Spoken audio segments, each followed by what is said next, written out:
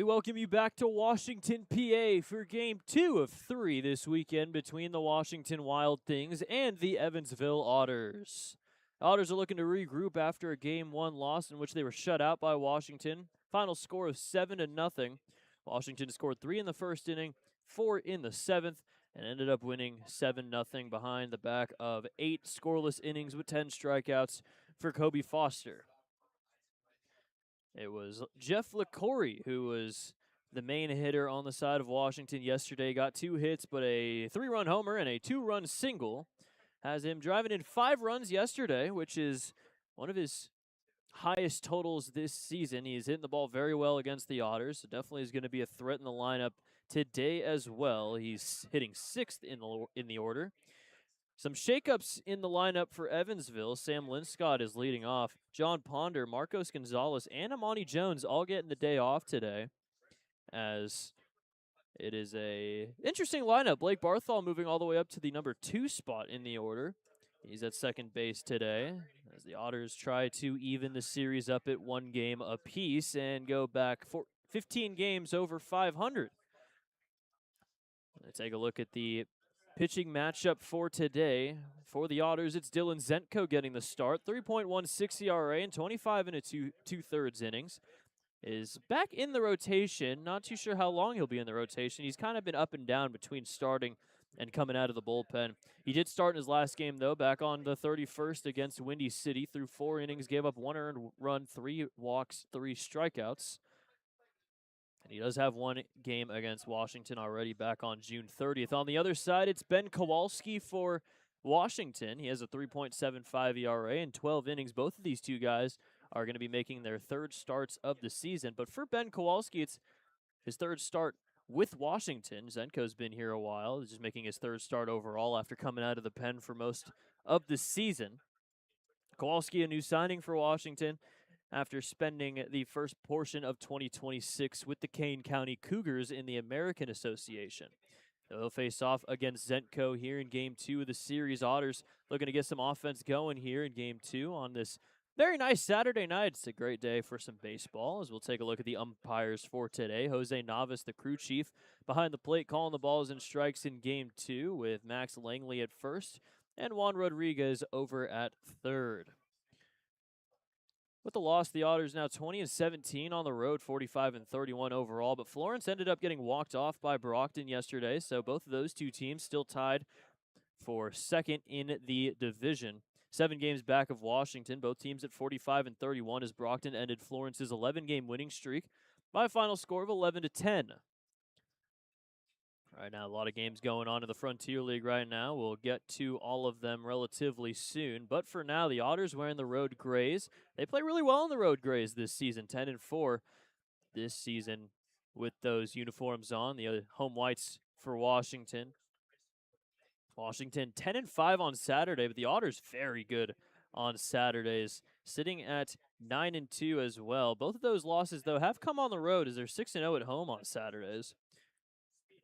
Well, looking to up that and make it a double-digit win total here on this beautiful Saturday night. We have a 7:05 start here in the Eastern time zone, 6:05 Central. Tomorrow it's going to be 4:05 Eastern, 3:05 Central for Game 3 of the series, as the Otters starting off August 4-4, not necessarily on the highest note, but chance here with this series against Washington and then the 6-game homestand to gain some ground and make up what they lost in terms of the advantage against Florence. But you can't really stop an 11-game winning streak. You can't predict that from happening. So definitely not all the Otters' fault that they're tied with Florence right now. Florence has just been on an absolute heater the past 2 weeks. But over on the West Division side, Schaumburg still leading, 3.5 games over Windy City. Gateway lost to Joliet, so they're now 6 games back of Schaumburg. Joliet's 10 games back. Mississippi's 10.5 back. In the East Division, New Jersey is a 1.5 games over New York in first place. Sussex and Down East a little bit further back. Quebec still leading, not by as much as previously. They were up by as much as 11 games over Ottawa. Now they're only up 6, so Ottawa still a chance. A pretty fat chance, but still a chance to take the division with how Quebec's been playing, though. They swept a doubleheader yesterday. now up to 50 wins. They become the second Frontier League team to 50 victories. Brockton is in third place, 16.5 games back. Then Tri-City and Trois-Rivières, the bottom two in the north. Every game matters here in August as we count down to the playoff hunt. Windy City is already winning against Tri-City as they play a doubleheader today. They had their game postponed. They're up 3-0 right here in game one. That is in Tri-City. Game two, 30 minutes after that one. Sussex County has already finished game one of their doubleheader against New York, and 16-9 was the final score. 30 hits in 7 innings between those two sides. 19 hits for Sussex, 11 for New York. 9 runs in the fourth for the Miners. That's the only game that's finished so far, and we have some games that haven't started quite yet over in the Midwest Conference. Schaumburg, Mississippi, and Joliet against Gateway.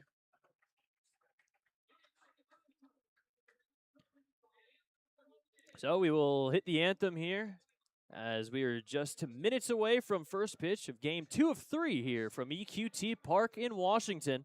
We'll be right back on the Otters Digital Network.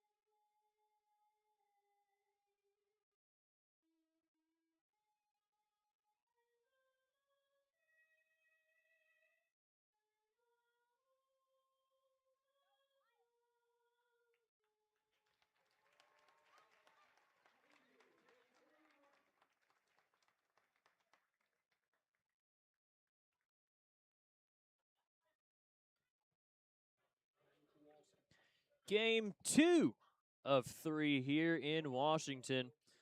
Reminder, this is the first of 2 series that the Otters will play here in August.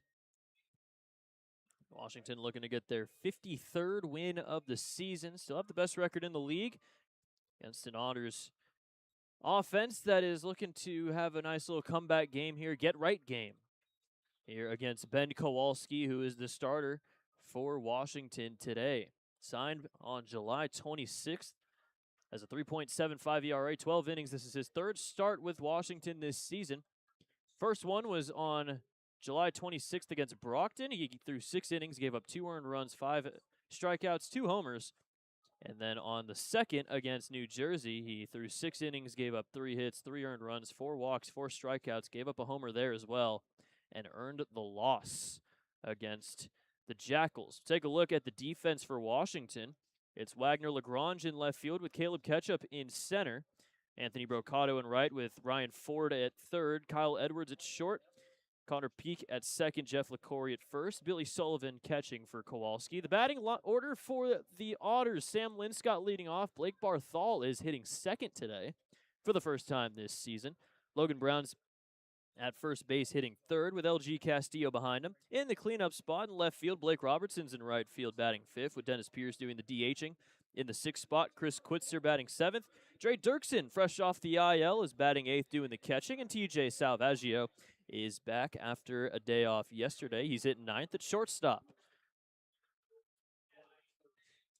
So Lynn Scott will step to the plate. So Monty Jones, Marcos Gonzalez, John Ponder, Mark Black, all getting the day off today after getting the start yesterday. And it's a very new lineup today. And it's a very interesting one, especially with Barthol moving up to the 2 spot. He has been off to a very good start with the Otters this season. He's getting rewarded by getting moved up in the lineup. First pitch is going to miss for ball 1. First pitch at 7:06 Eastern Standard Time. A little bit of an afternoon start tomorrow. And then we head home and play Gateway in Lake Erie, a 6-game homestand at Bosse Field. There's a ground ball over to short. Backing up Edwards, throw to first is in time, and that's out number 1. First out recorded in the top of the first for Kowalski, and that will bring up Blake Barthol. Andy McCauley bringing out all the lefties he has for this game against the righty in Kowalski. So we relook at the Washington defense. Ford and Edwards, the left side of the infield new, as well as Billy Sullivan behind the plate. None of those guys played yesterday. First pitch to Barthol is going to hit the zone for strike 1. Barthol has played 3 games and has doubled in all of them. 5 for 10, hitting out of 500. Short sample size, but he is off to a very good start, as that one will miss outside for ball 1.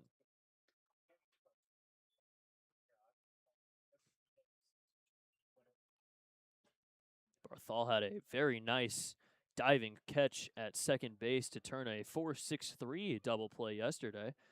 Flashing some leather on the defensive side. Check swing over to third is a no-go, and it's 2-1.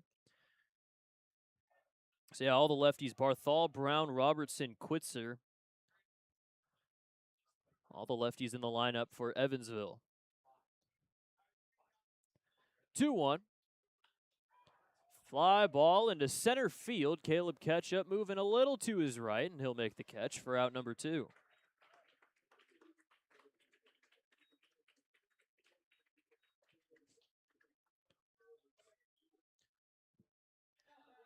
Logan Brown, third man up here in the first inning.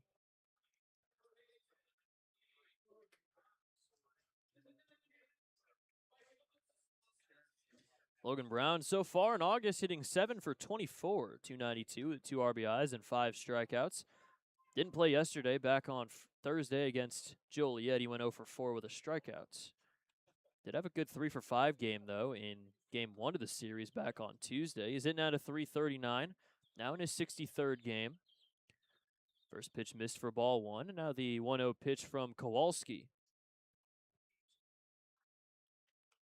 Fouled away off to the left side. It'll get out of the stadium. Foul ball brought to you by Heads Construction. Choose the best, never regret it.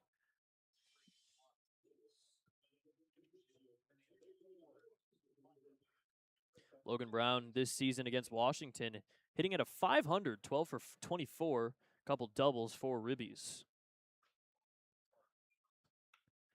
And there's a base hit, going to get into the gap in left center field. Lagrange was playing way back, so Logan Brown will be held to a long single. Now Logan Brown now 13 for 25 against Washington pitching as the Otters have their first hit of the day.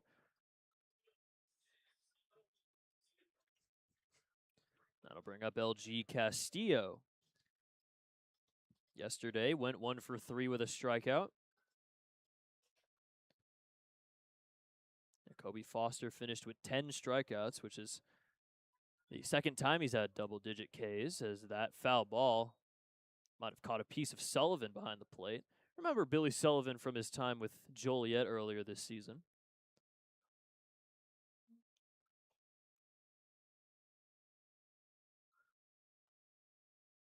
.340 average for Castillo, now coming into his 52nd game. In August, though, 3 for 15.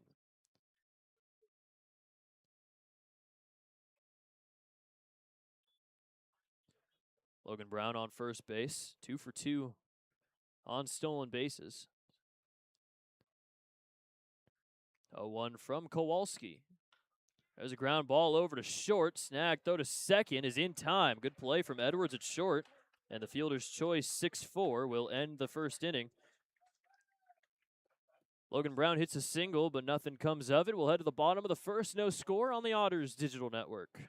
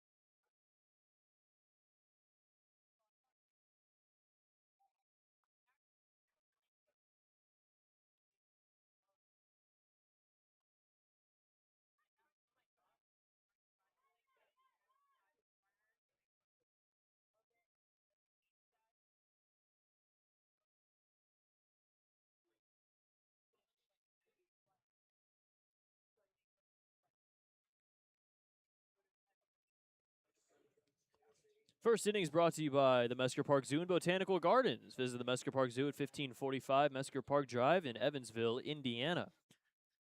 Dylan Zentko getting the start for the Otters. He has a 3.16 ERA, 25 and 2/3 innings. Let's take a look at the Washington lineup. Billy Sullivan leading off, the catcher leading off. Connor Peak at second base, batting second. Andrew Check batting third. Wagner Lagrange moves up to the cleanup spot. In left field with Anthony Brocato in right field batting fifth. Jeff LaCorey at first base batting sixth. Caleb Ketchup batting seventh in center field. Ryan Ford at third batting eighth. And Kyle Edwards, the shortstop, hitting ninth. Zentko has pitched against Washington one time back on June 30th. He threw 2 1/3 innings, gave up 3 hits, 2 earned runs. Both of them were solo homers, 1 walk and 3 strikeouts. Making his third start of the season.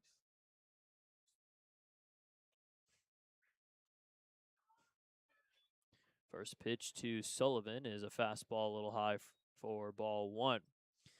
Mentioned Sullivan signed with Joliet, played the first bit of the season with them, then got released on July 3rd, claimed by Washington off of waivers on the same day, and has been here ever since.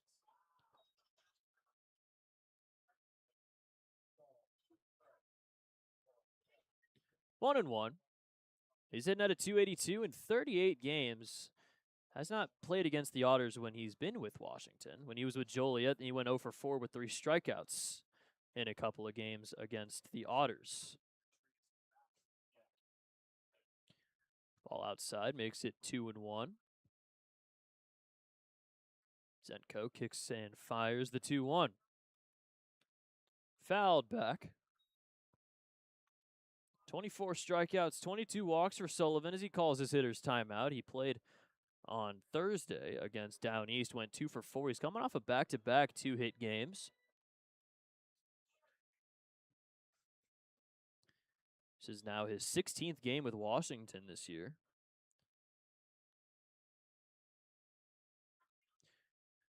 2-2. That's a blooper into center field. That'll get into center for a base hit. Sullivan leads off the bottom of the first with a single. That'll bring up Connor Peak.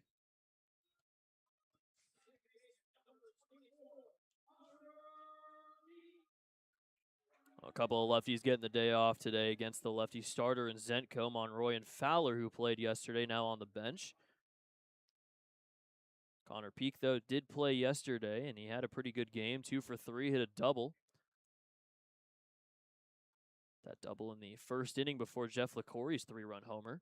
First pitch a little low for ball one. Sullivan only 2 for 3 on stolen bases. Don't necessarily see a catcher leading off all that much nowadays.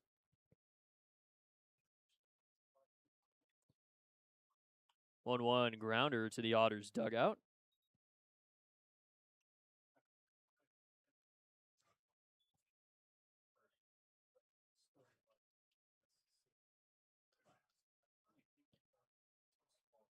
Peak, 23 years old, from Sudbury, Massachusetts.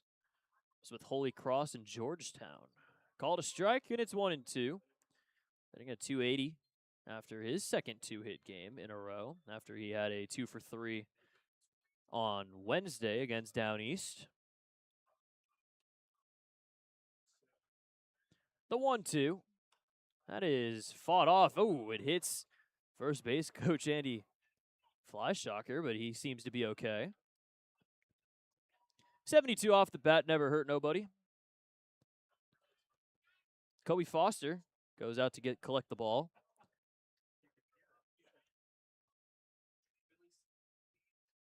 Kobe Foster always top step of the dugout for Washington. One of the captains on the team, as well as the guy on deck, and Andrew Check. 1-2 is high.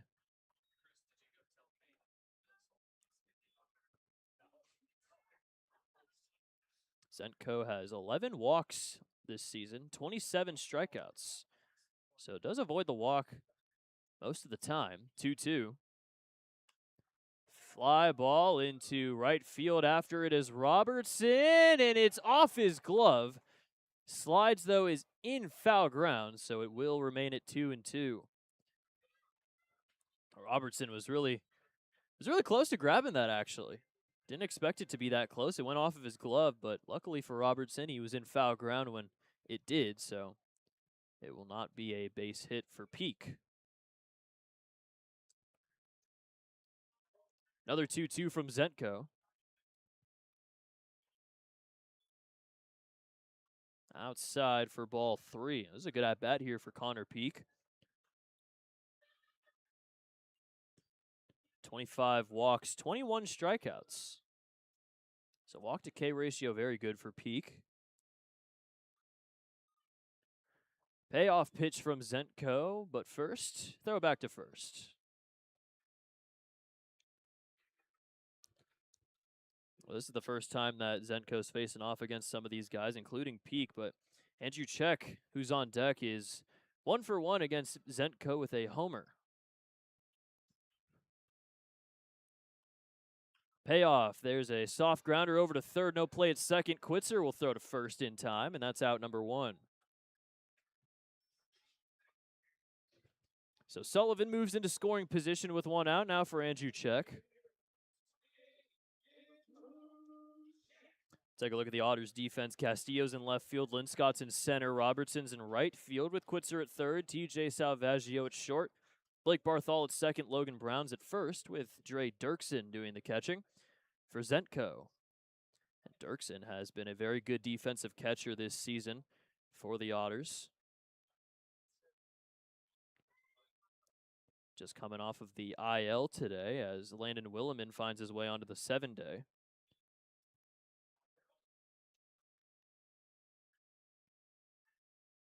Dirksen has caught Zentko twice this season. Has by far the lowest catcher's ERA out of the 3, including Brown and Mark Black. Fouled away, and it's 0-2. His catcher ERA, 3.36. Smaller sample size compared to the other 2 guys, but off to a good start. He's allowed 10 stolen bases, has caught 6 stealing. So 60% clip there. Good pitcher's count for Zentko, 0-2 here against Andrew Check. Yesterday, Check went 0 for 2, but did walk twice and brought in a run on a bases-loaded walk. 0-2. Slow roller back to Zentko. He'll scoop it up. Throw to first is in time, and that's out number 2 as Sullivan will take third base. That was a bit of an awkward throw from Zentko, but he still got it there in time.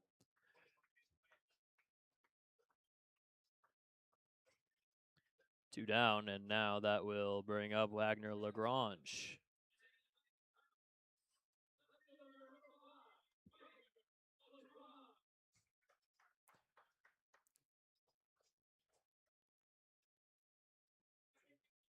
Lagrange 0 for 4 yesterday, hitting 8th, but now moving all the way up to the cleanup spot.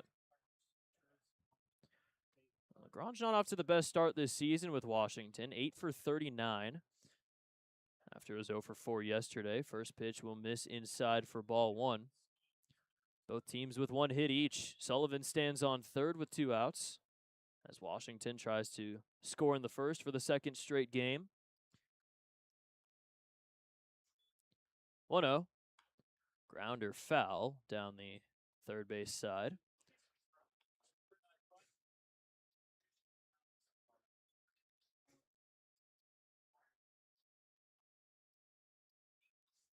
Lagrange, 5 RBIs on the year. Now in his 13th game. 1-1. He's going to miss a little low.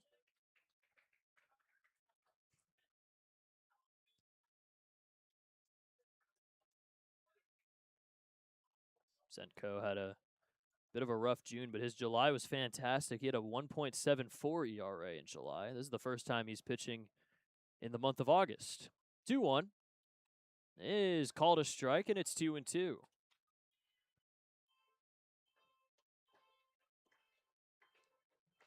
Seven strikeouts for Lagrange this season. 4 in his last 5 games. Zenko in a good spot here, 2-2. As he kicks and fires. Lined into the netting right above Washington's dugout.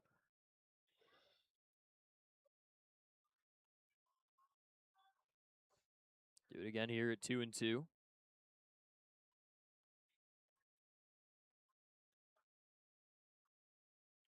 Washington 39-6 when they score first in a game this season. 2-2. Popped up into right field. Running after it is everybody. No one can get there. It lands in fair territory. Lagrange heading for second base. And a bloop double for Lagrange brings in Sullivan from third. And Washington leads it 1-0. That was a great effort at second base from Barthol to try and save a run from coming in, but to no avail as it got off the glove. Lagrange lucks himself into a double, and Washington scores in the first yet again.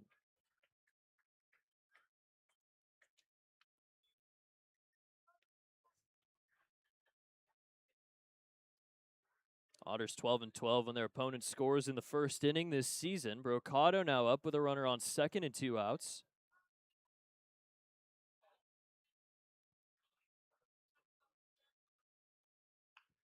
First pitch grounder over to third. Quitzer throw across the diamond to first in time for out number 3. That'll do it for the first inning. Well, Lagrange hit it into no man's land right in between Barthol, Brown, and Robertson, and Washington's on the board here in the first inning. As we'll head to the second, 1-0 Wild Things on the Otters Digital Network.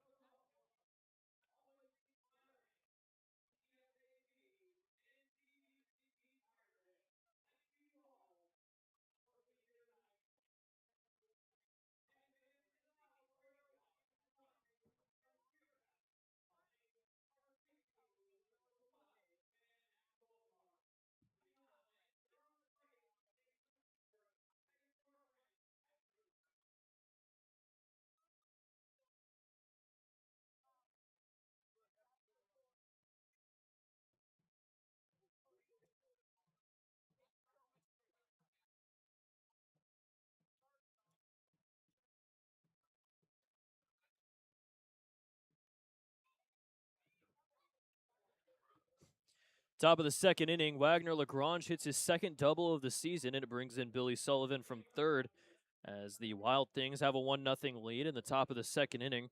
Reminder, just talked about it, but Washington is 39-6 when scoring first this season. Stats not really going the Otters' way to start off here, but you never know. It is the first inning still, and it was only 1 run.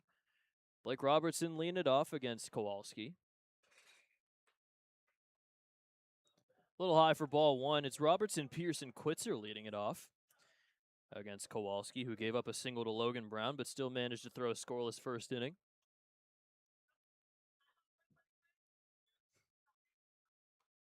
1-0 is fouled away.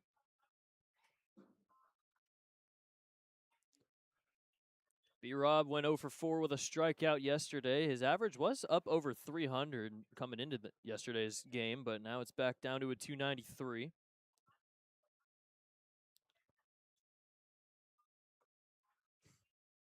Check swing did go around, and it's 1-2.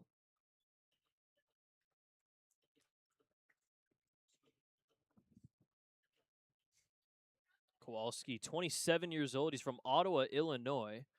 Is west of Joliet.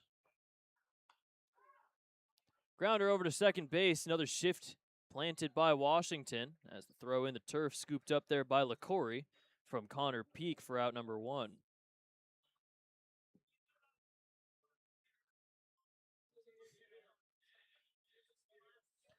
Dennis Pierce up for the first time today. 3 for 15 so far in August with 5 walks, 6 strikeouts. Overall hitting at a 277 in game number 68. First pitch from Kowalski. It's a little low and away for ball 1.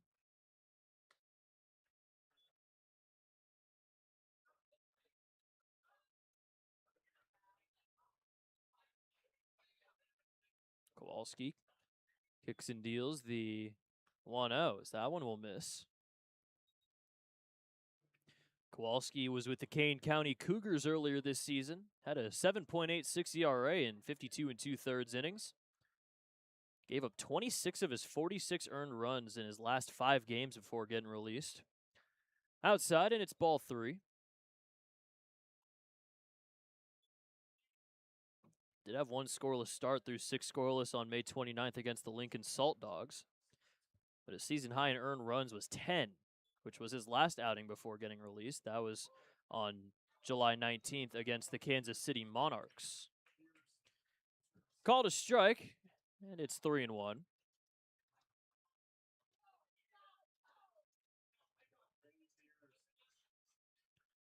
The 3-1 pitch from Kowalski. There's a grounder over to Peak at second base. Throwing over to first in time, and that's out number 2.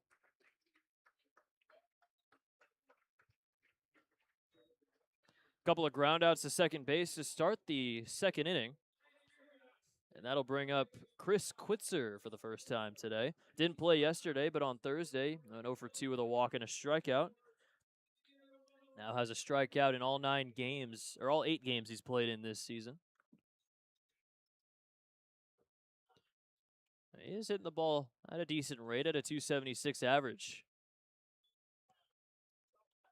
First pitch, called a strike.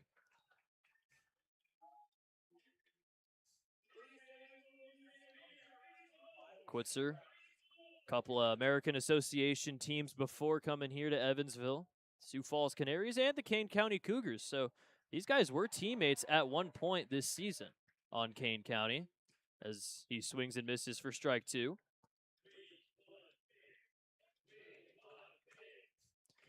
Only 7 games for Quitzer, though, with Kane County. Kowalski was there for a lot of the season with the Cougars and the American. 0-2 from Kowalski to Quitzer. Trying to get a 1-2-3 second inning. That is called strike 3, and Quitzer goes down looking. First strikeout of the day for Kowalski, and he does get that 1-2-3 second inning. We will head to the bottom half. 1-0 Washington on the Otters Digital Network.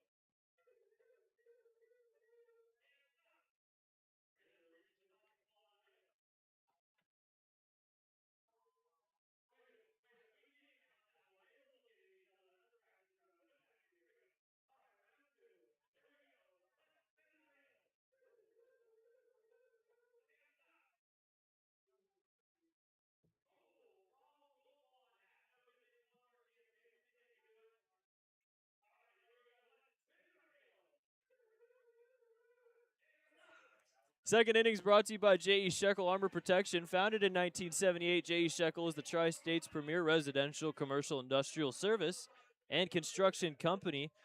It is 1-0 Washington. Here in the bottom of the second inning, LaCorey Ketchup, Ryan Ford leading it off for Washington as they look to extend their 1-0 lead against Zentco.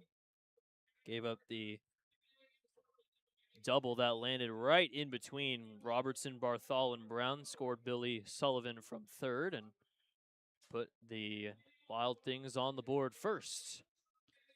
Jeff LaCorey has been torturous to the Otters pitching staff this season, and that continued yesterday. 2 for 4, 1 homer, and a 5 RBI day.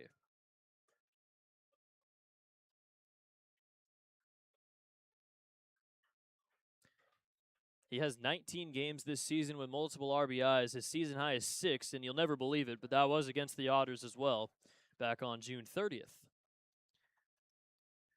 First pitch misses, and now the 1-0 from Zentco is high and inside.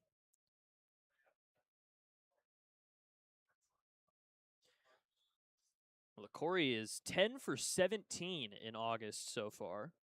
Double, 3 homers, 10 RBIs, 3 walks, and 2 strikeouts.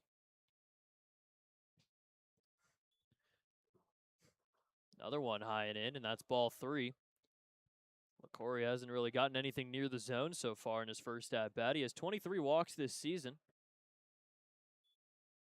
3 walks in his last 5 games.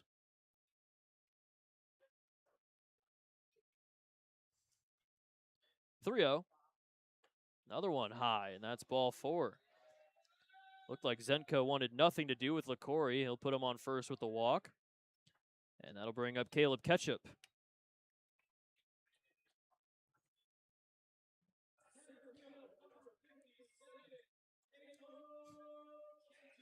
Well, after what we've seen this week, that with a runner on first and less than 2 outs, the Otters definitely a chance to turn a double play. They've turned 11 of them this week, 3 of them yesterday.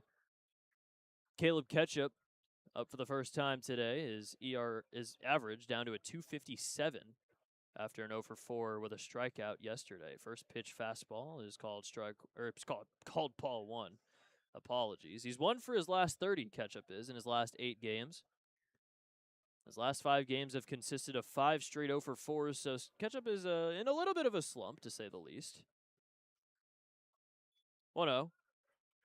Called a strike, and it's 1-1.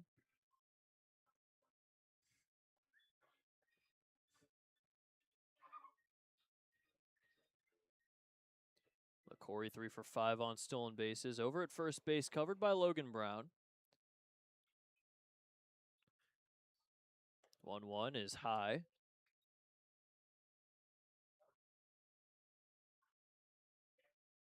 A lot of strikeouts for Ketchup this season, leads the team.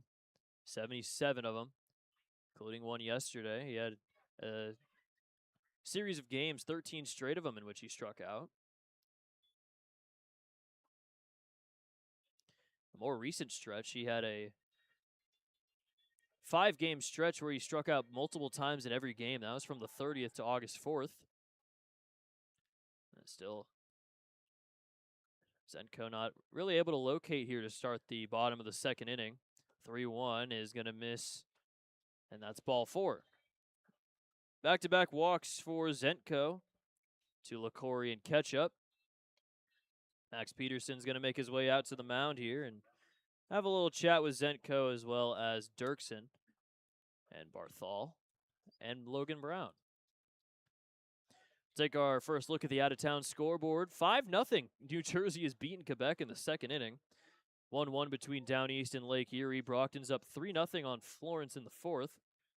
Ottawa's beaten Troyes 6-2 in the 6th inning. Windy City's up 4-0 in the 5th inning on Tri-City. It's a Windy City Tri-City matchup, game 1 of the doubleheader there. And we've still yet to have Mississippi Schaumburg and Joliet Gateway start, at least according to iScore. First 2 reaching on the base on balls, and that'll bring up Ryan Ford, his first at-bat of the series. Lefty here, 2 on, nobody out, as Washington's threatening again here in the second inning.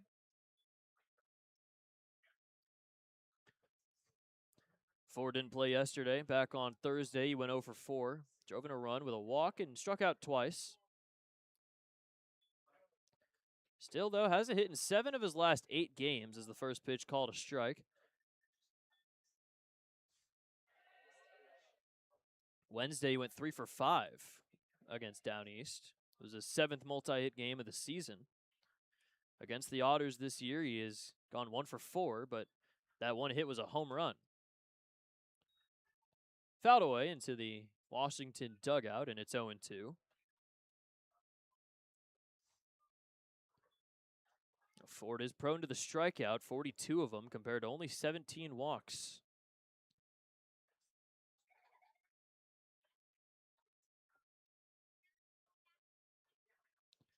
Zenko, the 0-2. Fouls one off himself. First season with Washington for Ryan Ford. Spent his first 2 collegiate pro seasons with the New Jersey Jackals. So this season, the first time he's played against the Otters.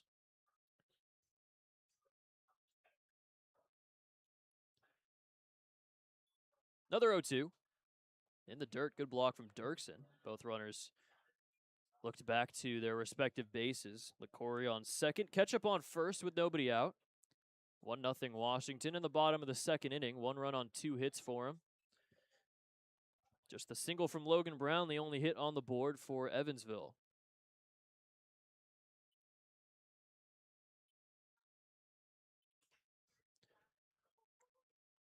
One, 2 from Zenko. Ripped to first. Logan Brown makes the catch to first in time as Logan Brown beats Ketchup to the bag. And it's a double play, another double play turned by the Otters, but this one was just a 3 unassisted as Logan Brown does it all himself.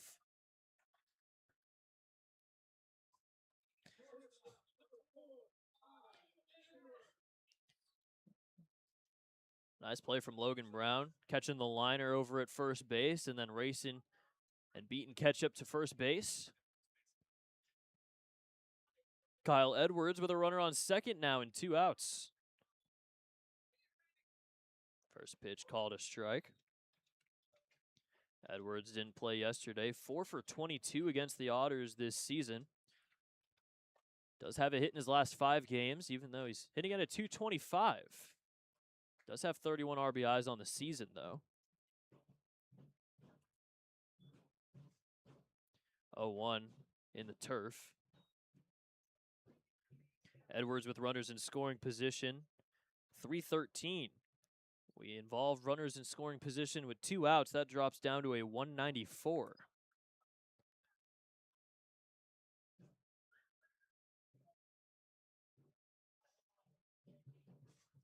The 1-1 from Zenko.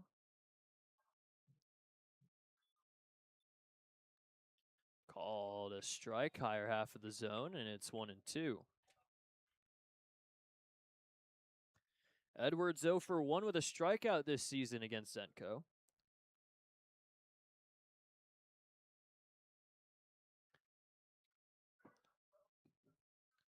One, 2. High fastball. LaCory on second. He led off with a walk. Didn't get any sort of pitch to hit. And then Caleb Ketchup on a 3-1 count took ball 4. He got doubled off at first base. Now the 2-2 here from Zenko to Edwards. That is called strike 3. And Zenko has his first K of the day. Out number 3. Zenko out of the jam after walking the first 2 he saw in the second inning. Still 1-0 Washington as we'll head to the third on the Otters Digital Network.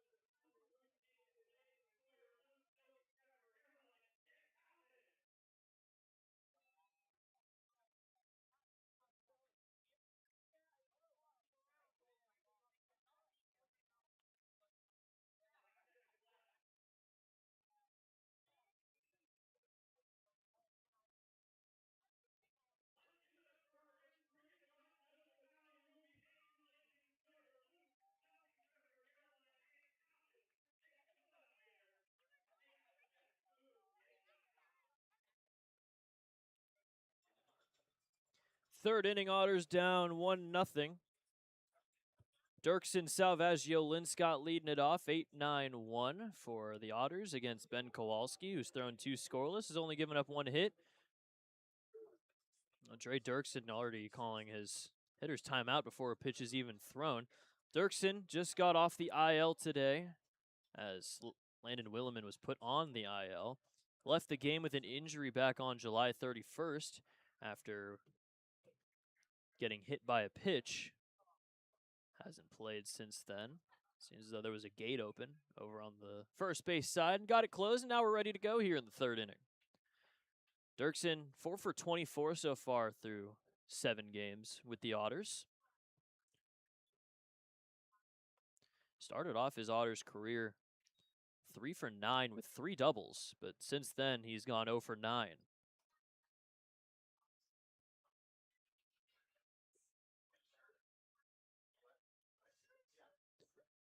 1-0 pitch. Is going to miss inside for ball 2. Dirksen also in the American this season with Lake Country. Hit 153 in 24 games before getting released and signing with the Otters back on July 17th.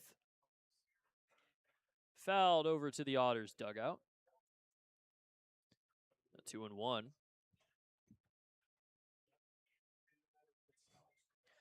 Kowalski spent last season in the American Association as well as this year. Was with the Winnipeg Goldeyes.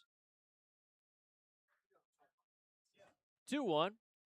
Swing and a miss, and it's 2-2. A very interesting season Kowalski had with Winnipeg. He finished with a 3.58 ERA and 32 2/3, but that was with 2 stints in the American because his contract got transferred to the Mexican League, and then he came back to Winnipeg to end the year. Low and away, and that's ball 3. Transferred to the Mexican League on May 25th, went to the Dorados de Chihuahua. 7.23 ERA in 23 2/3 innings, and then he came back to Winnipeg to finish the year. Swing and a miss, and that's strike 3. Back-to-back Ks for Kowalski. 1 to end the top of the second, and 1 to start the top of the third. So that's out number 1.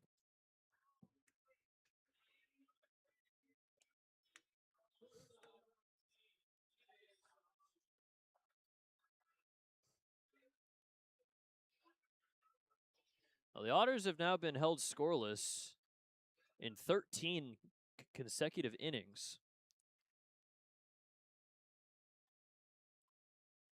That goes back to the last game against Joliet.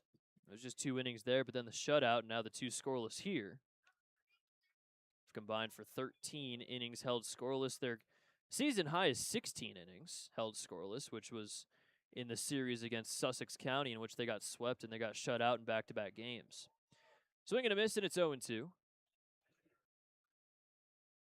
So a bit of a rut for the Otters offense in this series. Still finding themselves only down 1 after Zetko got out of a nice jam. Hopefully puts the momentum on their side here in the top of the third inning. Put together a hit or 2, maybe a run. Just misses low. Good take from Salvaggio, and it's 1-2. Kowalski spent 2 seasons in the Pecos League. Trinidad Triggers for 2 seasons. 3.73 ERA and 50 2/3 innings in 2024, which is good considering how many runs the Pecos League brings across. As that fastball just misses outside.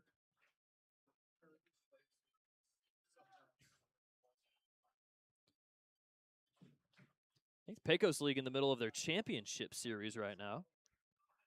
They end a little bit earlier than the rest of the professional leagues. There's a high fly ball in a deep left field. If it stays fair, which it won't, would have been a homer. But another 2-2 coming. Just out in front of it by Salvaggio and just left of the foul pole. Another 2-2 from Kowalski. That'll stay fair, and that'll bloop just fair as Salvaggio's looking to go 2. Here comes the throw to second. It's off, and TJ Salvaggio has a double. He's in scoring position with one out now for the top of the order, and Sam Linscott. Smart decision base running wise for Salvaggio to take the extra base. Double number 14 on the season for him.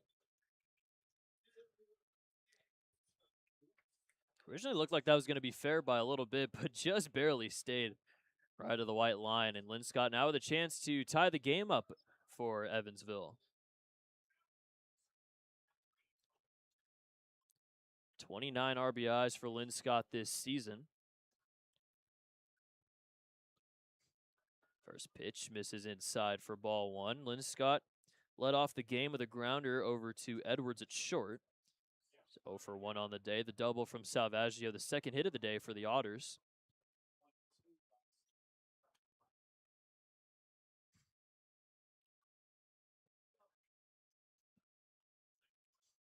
One 0 pitch. That will hit the zone. First time this season that Jones, Ponder, and Marcos Gonzalez all are out of the lineup. Usually it's just one of the three that are out. Deciding that all three of them are getting the day off today. 2-1.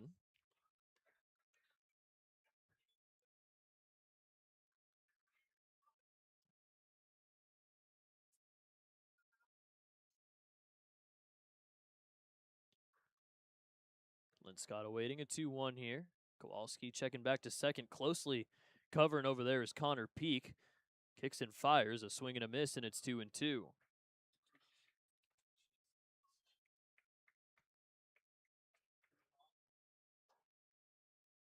Runners in scoring position for Linscott this season. He's hitting at a 391. Just a tick under 400. Overall, he's hitting 326 on the year. 2-2, swing and a miss, and that is strike three. Kowalski thinks that's out number 3, but it's not, as he was heading back to the dugout, but he's still got to get one more. His third strikeout of the day, though, as that's out number 2.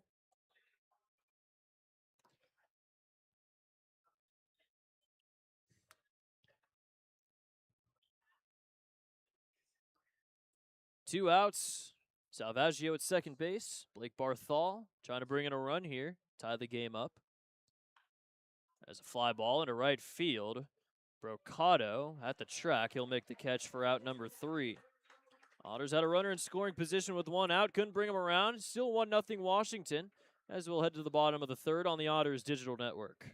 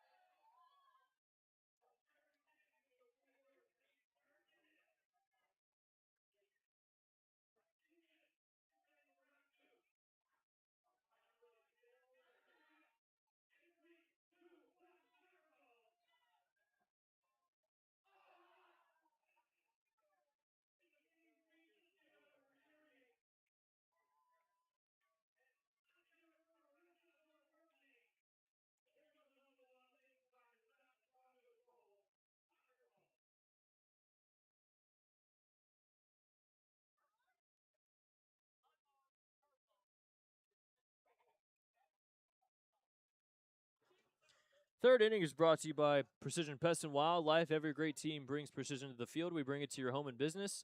Call 812-993-3341 or visit precisionpestandwildlife.com. Let's elevate the standard together.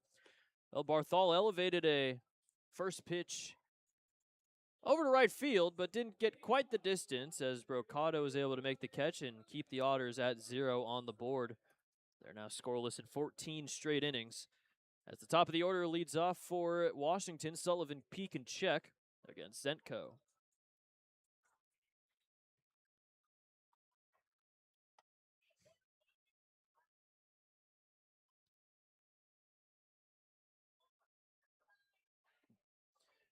First pitch called a strike. Billy Sullivan moving a little closer to home, coming from Joliet to Washington. Still a little bit of a ways away as he's from Valley Cottage, New York, a little bit north of NYC. It's down the street actually from where the New York Boulders play at Clover Stadium. Fly ball into right field. Robertson running after it, and he will not get there as it lands in foul ground. 0-2 now to Sullivan. Zenko struck out Edwards to end the bottom of the second inning, and that's his only strikeout today. Sullivan hit a single, came around to score on the Wagner-Lagrange bloop double.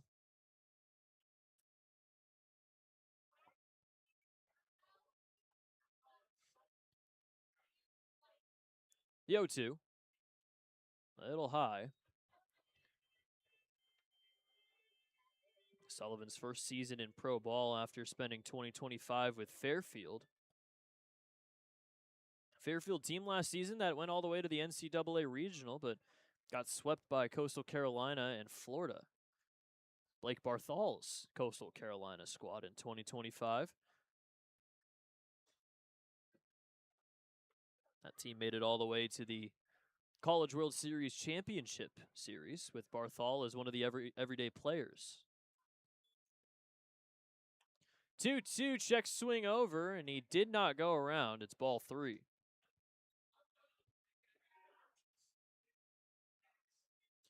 So 0-2 to 3-2 here for Sullivan as he looks to reach for the second time and lead off the third inning. Zenko kicks and fires. The payoff. It's fouled away. Sullivan, 235 average in 20 games with Fairfield, but hit a good 316 games with the Trenton Thunder in the MLB Draft League.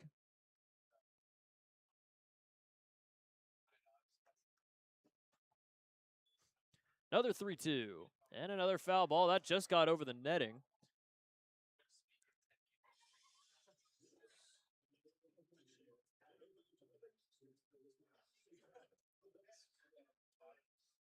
Every game now underway in the Frontier League, barring the doubleheaders, of course. That is just low for ball 4, and Zenko has his third walk issued today. Sullivan, a great at-bat, started 0-2 and ends up taking first.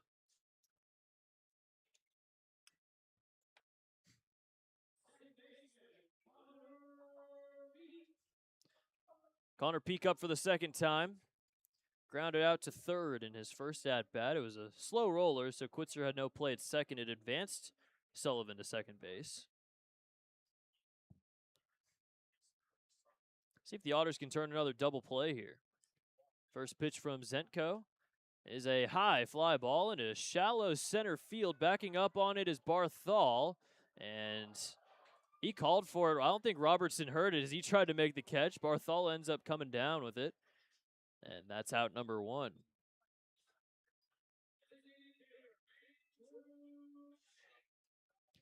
Couple of Blakes fighting for that fly ball. Barthol ends up coming down with it. That'll bring up Check.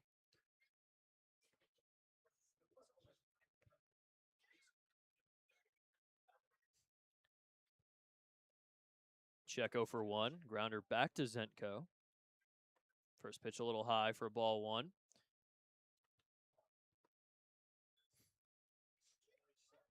Check in his 6th season with Washington. Will be the second player in Washington's franchise history to play a 6th season.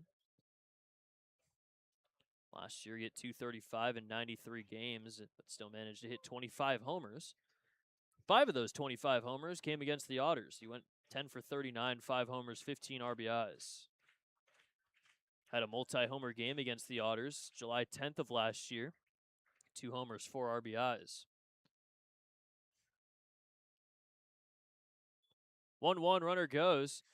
Called a ball, throw to second base is in time. Dirksen guns down another one.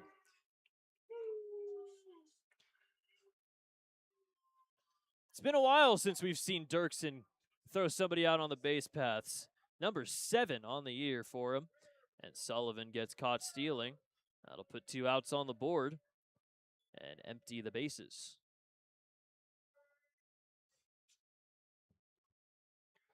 2-1 from Zentko. It's that last pitch called a ball. That one is also called a ball, and it's 3-1.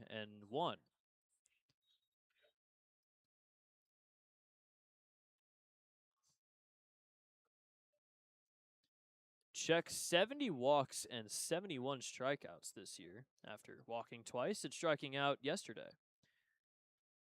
That's ball 4. 4 walks for Zentko.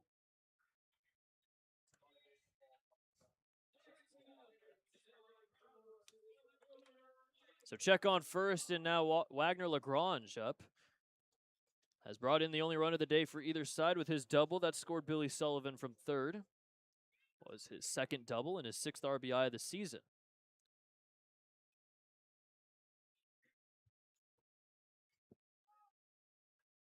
Lagrange was in the Mets organization before signing with Washington. Signed a minor league deal with the Mets back in 2015. Swing and a miss, and it's 0-1. He elected free agency in 2021 after that season and didn't end up signing with another minor league team after that. He's been with Washington ever since, but he made it all the way up to the AA Binghamton Rumble Ponies and the AAA Syracuse Mets back in 2021. In the dirt, and it's 1-1.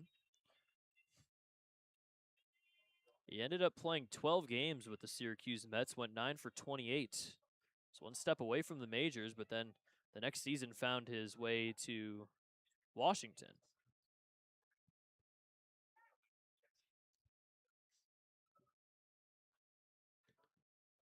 1-1 from Zentko. Swing and a miss, and it's 1-2.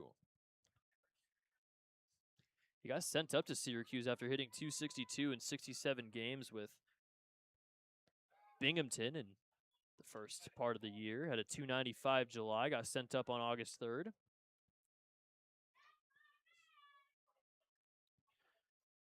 Played 12 games and then got sent back down to Binghamton. Played 7 games with them to end 2021 and then ended up electing free agency and didn't end up getting any interest from MLB teams.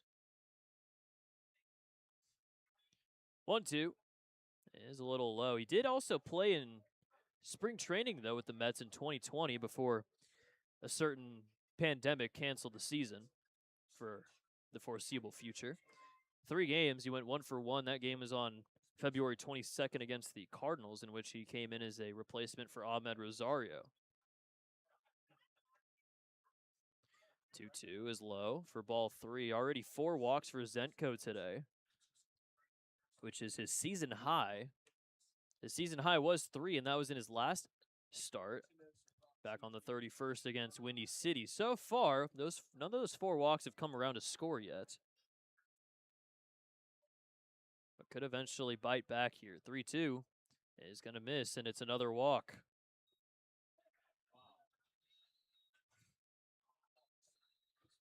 3 walks in this inning, 5 overall now in 2 2/3 for Zentko, and that'll bring up Anthony Brocato.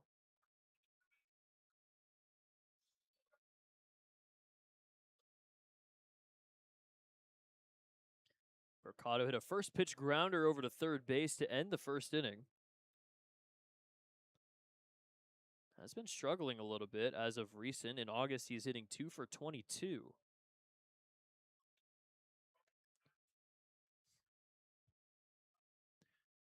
First pitch here from Zentko with 2 on and 2 outs is called a strike. Second time through the order, the splits actually go down for Zentko. OPS goes from an 825 to a 607. On base percentage goes all the way down to a 238. Also, that is a very short sample size, only 21 plate appearances Zentko has faced against hitters second time through, as that one's in the turf for ball 1. Brocato 1 for 2 yesterday, had an RBI and 2 walks.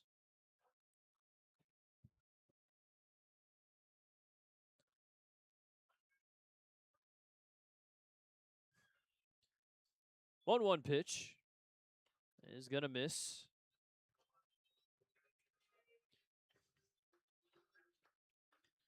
Well, the most walks in a game by a starter is 5. That was Ryan Wiltsey back on June 14th. And Zenko has tied that here in only 2 2/3 innings. Hasn't been able to locate here in his start today. But so far, still only the 1 run given up. Otters are still in this one, but can't let Washington take advantage of the walks. Mound visit between Zenko and Dirksen. Dirksen helping the cause and throwing Billy Sullivan out at second base. If that hadn't happened, it would be the bases loaded with 1 out, but now 2 on with 2 outs and a 2-1 to Brocado. Called strike 2.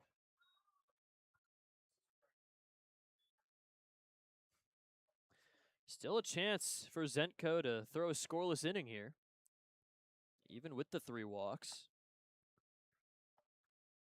He's already up to 65 pitches, though. Not even through 3. 2-2. Grounder foul. And we'll do it again at 2-2. Brocado's 71 strikeouts this season. 22 games with multiple strikeouts, including 5 straight back in mid-June from June 13th to the 18th. He also is a massive home run hitter, as we've talked about plenty of times. Another 2-2. High, and it's ball 3. So both runners are going to get head starts here. Check at second with Lagrange at first.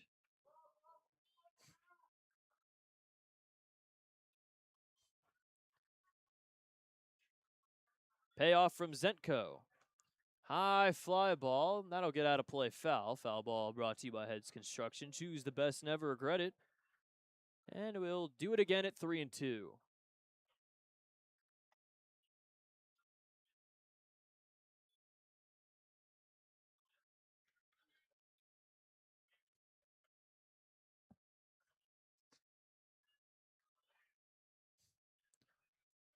Another 3-2. Another high fly ball into foul territory. No chance for Logan Brown to get after that one.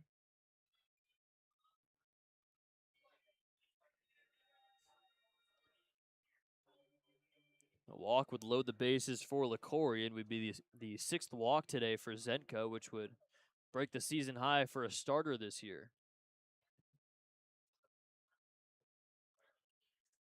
Another payoff. And another foul ball. Zenko is really battling here with Brocado, and in a start where the pitch count is already rising, it's definitely not the best thing you want if you are Zenko. Still nobody warming in the bullpen, though, for Evansville. Might have to get somebody out there soon, though, depending on how this at-bat ends for Brocado. Another 3-2. That will miss for ball 4. Make it 4 walks in this inning as the bases are now loaded with 2 outs, and that'll bring up Jeff LaCory.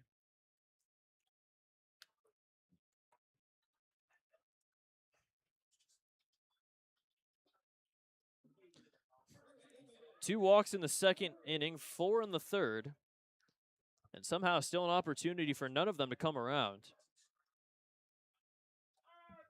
Now with the 6 walks, Zenko's walk total is now up to 17. Now has 9 walks in his last 2 starts after having 0 in his last 4 outings before that. That will miss, and the Otters will finally have somebody warming in the bullpen. Joe Morrissey is out there first.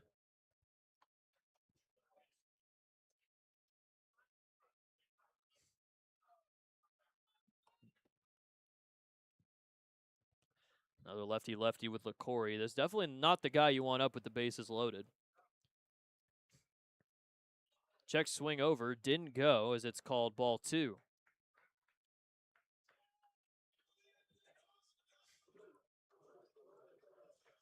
It's been rough for Zenko. One swing, though, could still keep it at a 1-0 game. This might be the day for Zenko, though, depending on how things go here. 2-0 pitch is going to miss for ball 3. And Zenko now on the verge of 5 walks in this inning and bringing in a second run for Washington. Max Peterson will come out. We haven't seen too much of Max Peterson taking a player out mid at bat, so this will most likely be just a straight mound visit. Zenko has really not been able to locate today.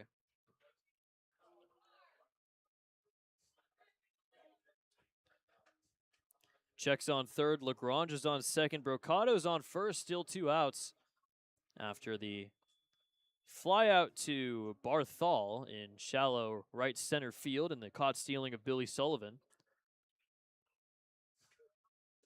Got a big opportunity, though, for the Wild Things to extend their lead here, especially in a good hitters count 3-0 against LaCorey. If LaCorey walks, that will be his 21st RBI against Otters pitching this season.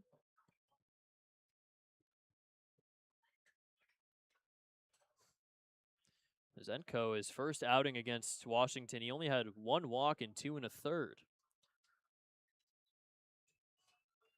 3-0, and that'll miss for ball 4.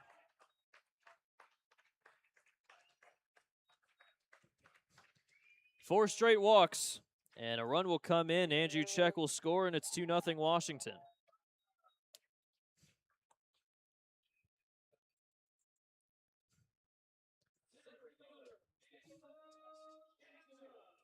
Most times the Otters have walked the opposing team in a game has been 10, which was on June 4th against Mississippi. That'll do it for Zenko, as he'll get taken out of the game. 6 walks, 2 runs have come in. Or sorry, 7 walks, 2 runs have come in. He finishes so far with 2 2/3, 2 hits, 2 earned runs, 7 walks, 1 strikeout. Joe Morrissey's coming into the game. We'll be right back on the Otters Digital Network.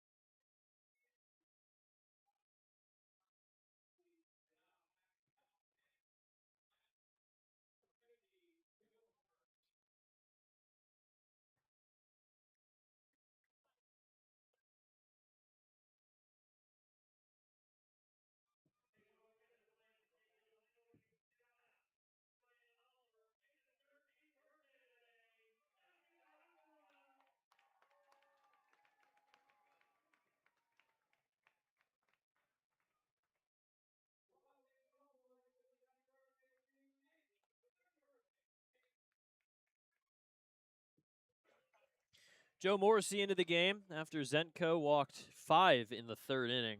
Morrissey will try to keep it at a 2-0 game. Bases loaded walk for Jeff LaCorey brings in the 2nd run as Check scores. Now it's Lagrange at 3rd with Brocado at 2nd and LaCorey at 1st. Joe Morrissey facing off against Caleb Ketchup. He has a 4.94 ERA in 31 innings. He threw a scoreless inning and a 3rd in his last outing and struck out every batter he saw. Got the win against Joliet back on Friday. That was a season high in strikeouts with 4. Morrissey's faced off against Washington 1 time this season. It was on July 1st. He threw 2 innings, gave up 1 earned run. Walked 1, struck 1 out.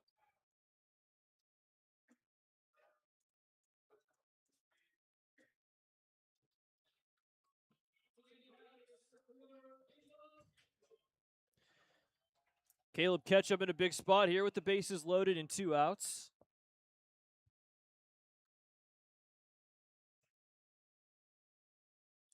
First pitch from Morrissey is a fly ball into center field right at the center fielder, Lynn Scott. He'll make the catch for out number 3. So all it took was 1 pitch for Morrissey to get out of things. And somehow, even with the 5 walks in the inning, Washington only brings across 1 run, which is possibly a big victory for the Otters. 2-0 heading to the 4th on the Otters Digital Network.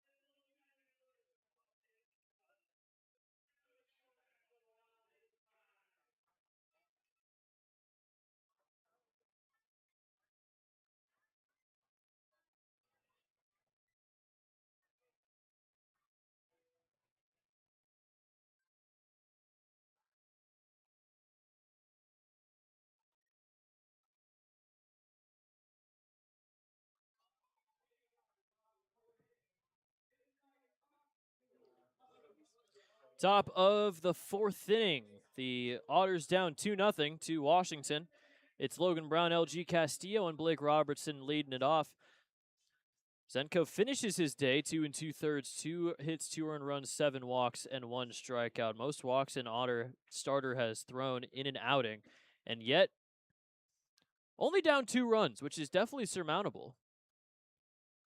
Logan Brown has a hit already for the Otters. He's 1 for 1 with a single the other way. Kowalski's been pitching well, 3 scoreless, as the Otters' scoreless inning streak has gone up to 14. There's a grounder over to short. Snagged by Edwards. Throw to first is in time, and that's out number 1.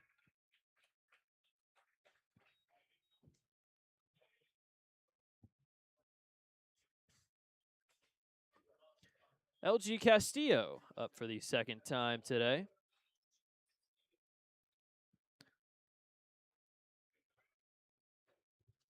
Into a fielder's choice 6-4 that got Logan Brown out at second base and ended the first inning. He's 0 for 1.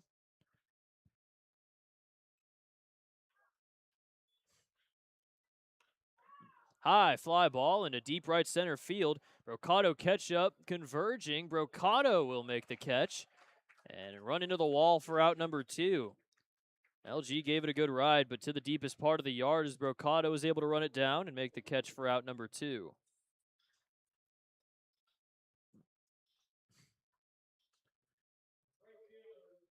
Blake Robertson grounded out to second base to get the first out in the top of the second inning. Now here in the fourth.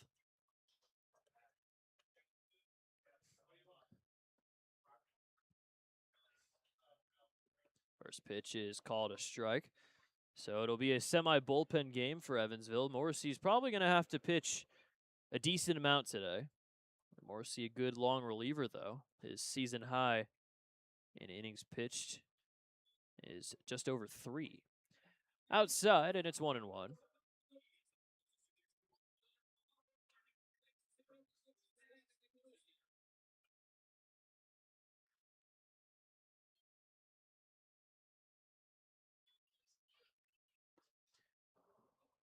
Little low, and it's ball 2.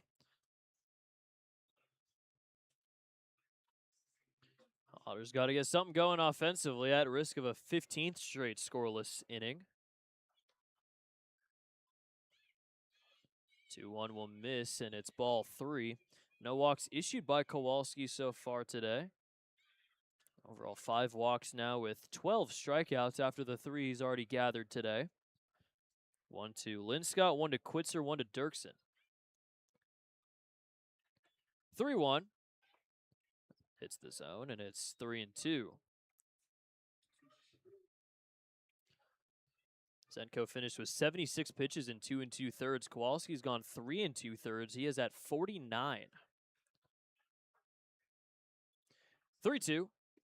That will miss for ball 4. A good take from Robertson as he takes the walk. First walk issued by Kowalski. And a man on first with 2 outs for Dennis Pierce.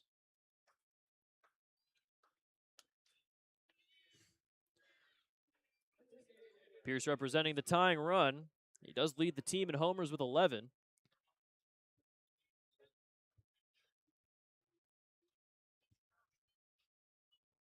Grounded out to Connor Peak at second base in his first at-bat. That's ripped up the middle into center field. First pitch swinging, and Dennis Pierce has his first hit of the day. Robertson into second base, and now it's 2 on with 2 outs for Chris Quitzer.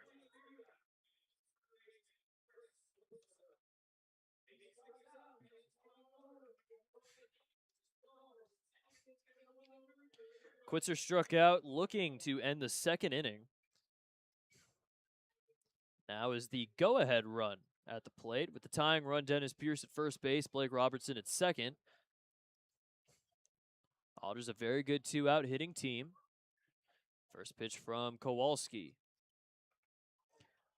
Fouled back.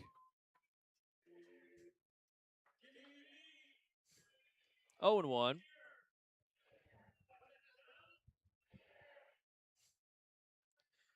Quitzer with that strikeout now up to 14 strikeouts, only 1 walk this year.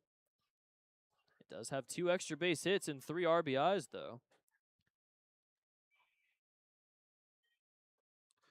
0-1. Check swing did go around, and it's 0-2. Kowalski a strike away from throwing another scoreless frame, moving it up to 16 straight scoreless. Or 15 straights. The record 16 so far this season.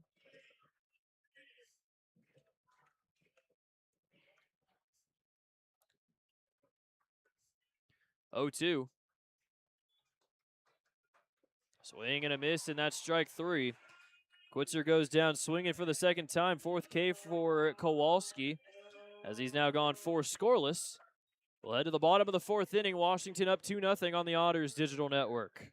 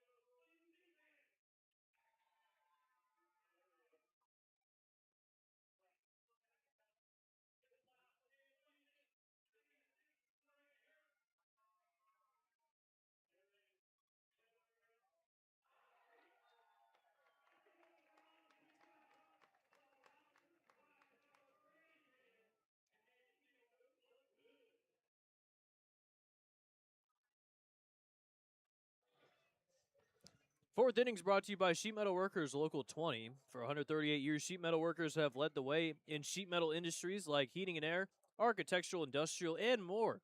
Visit smart20evansville.com for more information. Joe Morrissey will face 8-9-1 in the lineup for Washington. Ford, Edwards, Sullivan.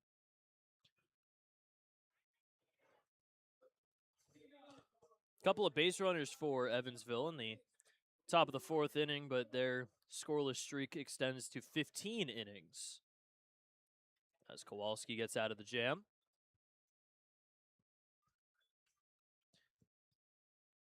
Ryan Ford lined into a 3 unassisted double play in his first at-bat. He's 0 for 1, and he's leading off the 4th inning. 1-0. Fouled away. Ford last year hit .255 in 89 games with New Jersey, 11 homers with 53 RBIs, had 22 multi-hit games.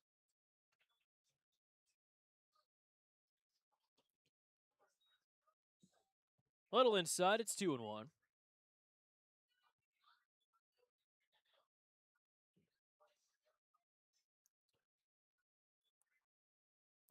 2-1.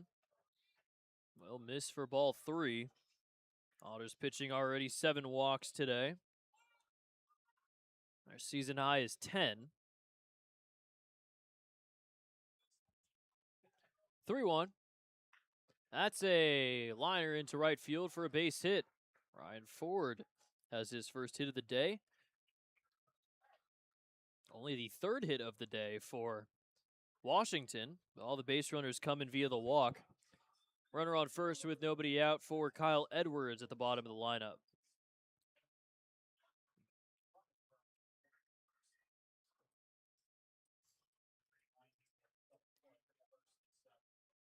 Edwards struck out looking, was the only strikeout for Zentko. First pitch from Morrissey, runner goes. That's going to get past Dirksen, so taking second easily is Ford. So with Ford taking second, he is now 5 for 6 on stolen bases. He moves into scoring position with nobody out.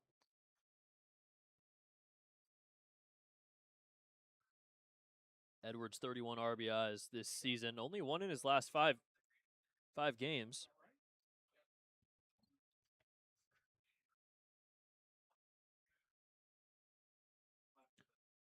1-0 pitch. Fly ball into right center field. That'll drop in for a base hit. Trying to go to third and making it there safely is Ford. Back-to-back singles for Ford and Edwards at the bottom of the lineup. Put runners at the corners with nobody out for Billy Sullivan.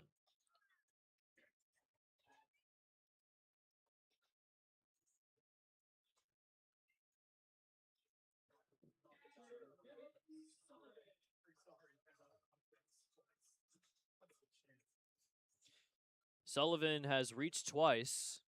Singled, scored in the first inning, then walked in the third and got caught stealing. Chance to bring in a run here. First pitch from Morrissey. Outside for ball 1. Sullivan has 15 RBIs this season. Has an RBI in 3 of his last 5 games. Ended up finally getting that first hit against the Otters. Throw back to first is not in time.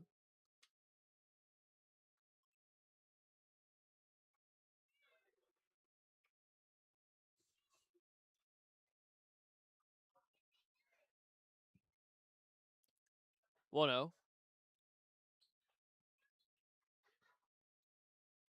Misses low, and it's ball 2. Morrissey in his last outing with Joliet, his first professional win.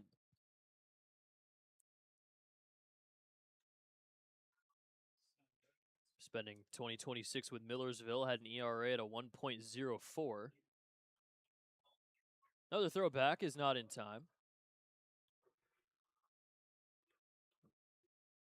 Millersville team this season finished 39-18. They ended up making it all the way to the NCAA D2 Super Regional, but got swept by Westchester.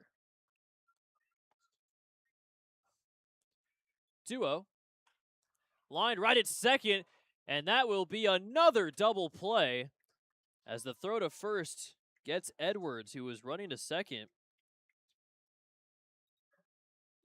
That is double play number 12 this week for the Otters.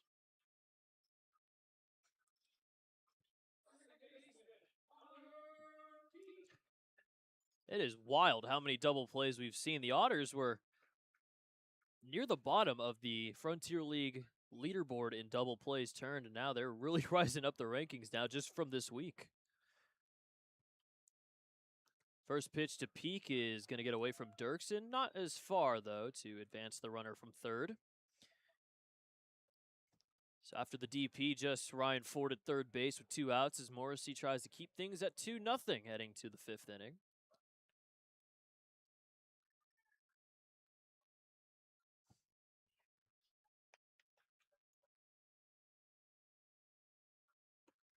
Called a strike, and it's 1-1. Peak runners at scoring position 302. Doesn't get too much worse with 2 outs down to a 292. It's actually hitting worse at home than on the road this year. 1-1, a little low and away for ball 2.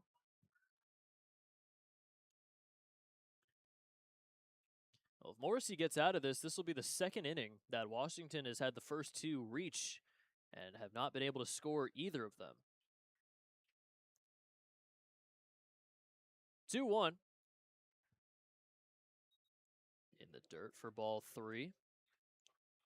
Andrew Check is on deck. Walk would put runners at the corners for him with 2 outs.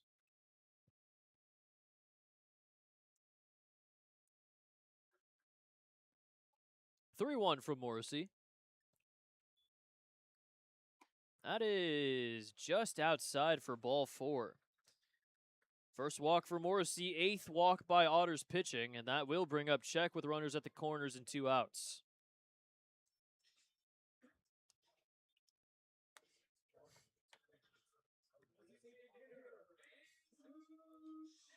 It is truly remarkable that the Otters have walked 8 guys and only 1 of them has scored. So far, at least. Still waiting on Peak over at first base.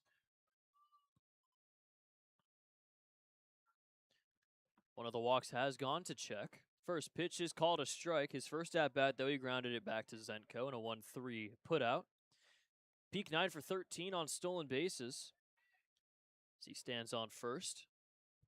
Ryan Ford still on third after leading off the inning with a single, then stealing second. Check swing did go around, and it's 0-2.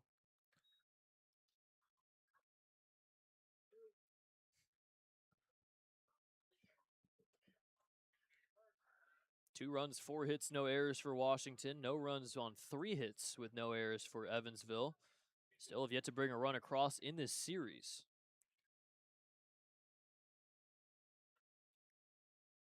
0-2. Curveball will miss. Wow. Otters dugout definitely not happy with that call, as that's called ball 1.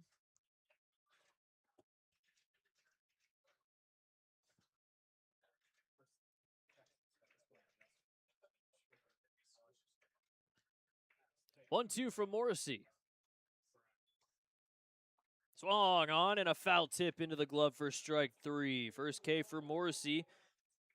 As another inning where Washington puts 2 on to start the inning and don't bring a run across. 8 walks and still only 2-0 as we head to the 5th inning on the Otters digital network.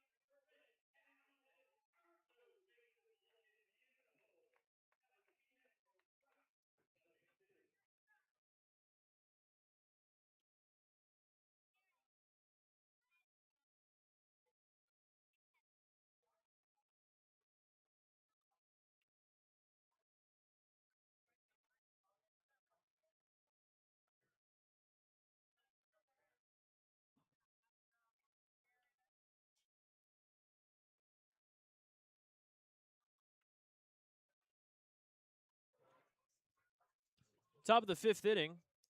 Otters down 2-0 as Washington has brought 2 runs across. The RBI doubled from Wagner Lagrange and the bases loaded walk for Jeff LaCorey. The difference in this one. It will be Dirksen, Salvaggio, and Lynn Scott leading off. In the 5th inning, they led off the 3rd inning.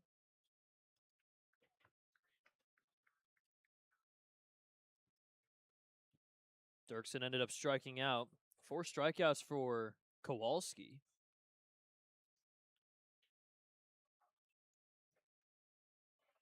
Only 3 starts, but his season high is 5. First pitch called a strike. Kowalski spent his entire collegiate career 6 seasons with Webster. Webster is in Webster Groves, Missouri, a little bit west of St. Louis. They are called the Gorlocks, and they play their home games at Arsenal BG Ballpark, where the Gateway Grizzlies play.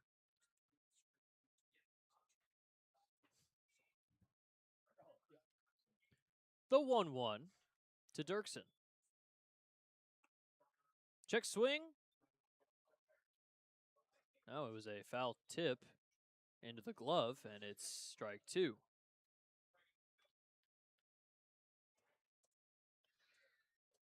Already 4 strikeouts here for Kowalski today. 1-2 Dirksen, and the 1-2 pitch. That will miss. Good take from Dirksen, and it's 2-2. Kowalski's last season with Webster, he had a 2.31 ERA in 78 innings. 22 walks compared to 70 strikeouts, but did throw a lot of wild pitches, 13 of them. Swing and a miss, and that's strike 3. 5 Ks for Kowalski. 4 of them coming to the bottom 3 in the order. And that will bring up TJ Salvaggio. If the Otters don't score in this inning, they'll match their season high 16 consecutive innings held scoreless. Last time the Otters scored was that 4-run 6th inning on Thursday against Joliet. High fly ball foul. Foul ball brought to you by Heads Construction. Choose the best, never regret it.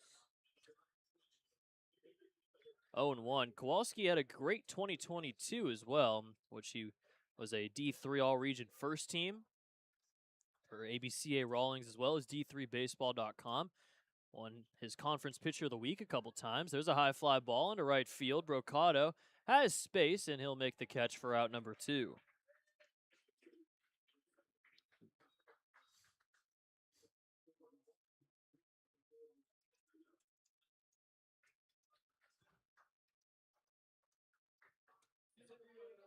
.2022 with Webster for Kowalski at 7 scoreless outings, 13 overall with 0 earned runs given up. Had a 10-2 record. First pitch to Sam Linscott is low for ball 1. Linscott 0 for 2. He has a grounder to short and a strikeout swinging.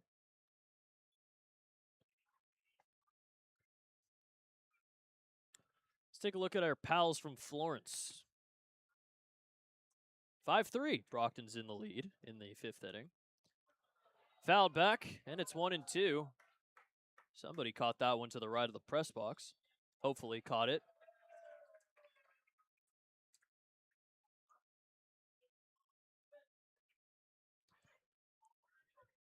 One to Linscott. Inside for ball 2.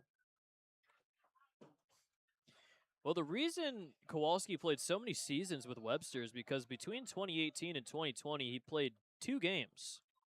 And both of them were against Iowa Wesleyan for some reason. That'll miss, and it's ball 3. He played 1 game in 2018 against Iowa Wesleyan, a scoreless frame, and then another one in 2019 against Iowa Wesleyan, but then didn't appear in a game and got a red shirt in 2020 before actually getting some playing time in 2021, all the way up to this point where he's at right now, as that's called a strike, and it's 3-2.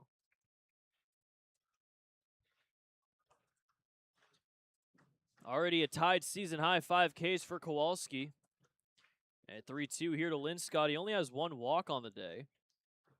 Payoff pitch. Swing and a miss for strike 3, and Kowalski gets his season high 6th strikeout and has gone 5 scoreless. Otters held scoreless for 16 straight innings, ties their season high. As we're halfway home, 2-0 Washington here on the Otters Digital Network.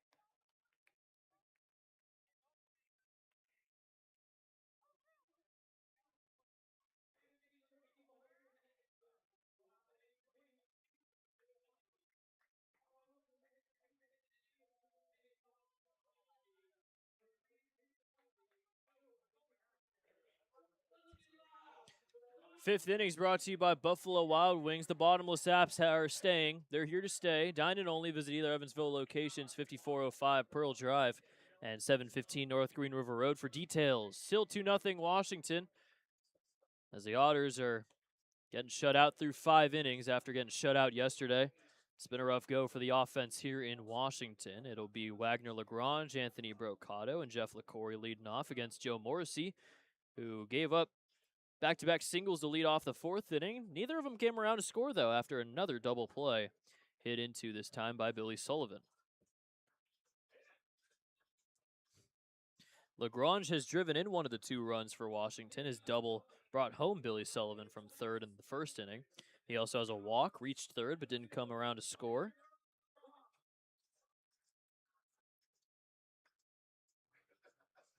Lagrange, a one-time Frontier League All-Star back in 2022. Since then, he's had a few very good seasons with Washington. First pitch misses for ball 1.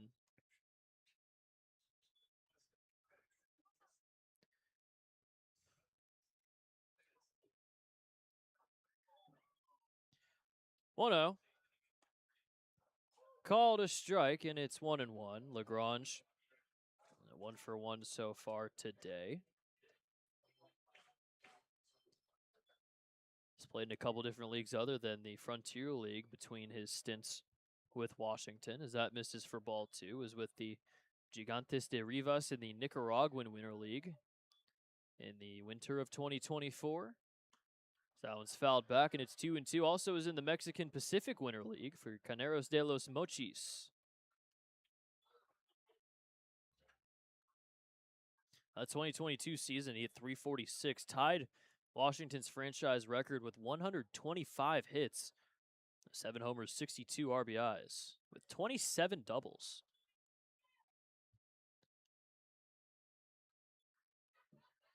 Two-two.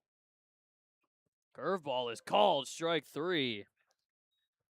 Second K for Morrissey, and Lagrange goes down looking to start the bottom of the 5th inning.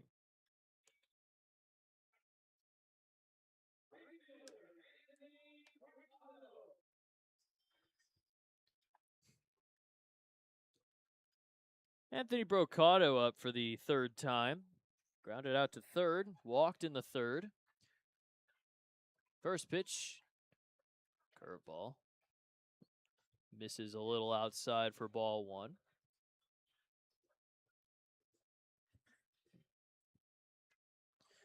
Brocato was with Florence last year as well as the American Association. Last year against the Otters with Florence, he had a 10 for 36 with 2 homers and 12 RBIs. He also played 27 games with the Cleburne Railroaders.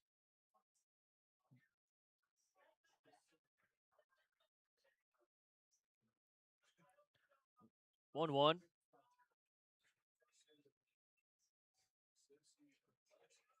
Called a strike, and it's 1-2. Well, New Jersey was up 7-0 in the 4th, or in the 3rd, and Quebec decided to score 8 runs in the 3rd. And they now lead at 8-7 in the 4th. Big things going on in Quebec. Swung on and missed for strike 3. 3 straight strikeouts for Morrissey. And that's out number 2 in the 5th.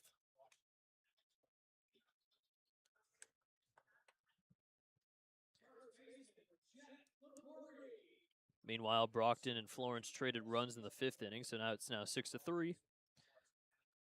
Ottawa beat Troyes 12-5. Tri-City almost came back to beat Windy City, but they lost 4-3 in game 1 of that doubleheader. First pitch to LaCory is a high fly ball into shallow left field, playable for Salvaggio. He will make the catch for out number 3. First 1-2-3 inning of the day for Otters pitching as Joe Morrissey gets through a good part of the lineup with relative ease. We'll head to the 6th, 2-0 Washington on the Otters Digital Network.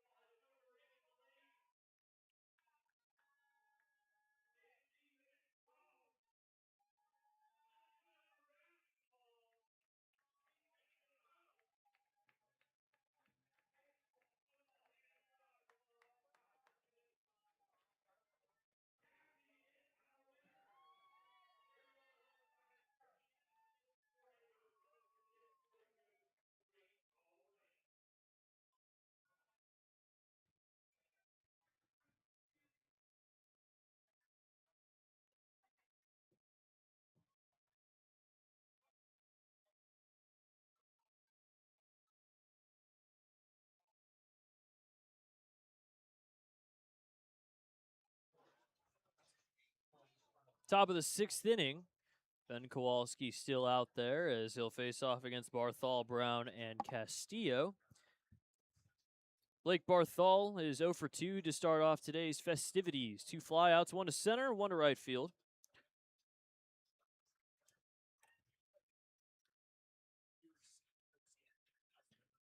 Barthol, 23 years old. He's from Brennigsville, Pennsylvania. Was with Coastal for all of his 4 collegiate seasons. Hit .304 this year with Coastal. 6 homers, 38 RBIs for a Coastal team that made it to the NCAA regional, but ended up getting swept to Northern Illinois and Florida State, who was the host. That was a little bit of a disappointing campaign for Coastal after making the College World Series Championship Series in 2025. Kowalski, that 3.75 ERA, bound to go down here, barring a major blow-up of an inning here in the 6th. First pitch to Barthol is just outside.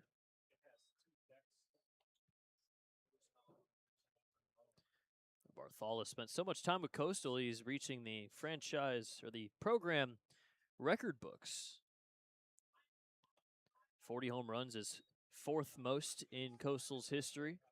250th hit back on May 15th against Louisiana.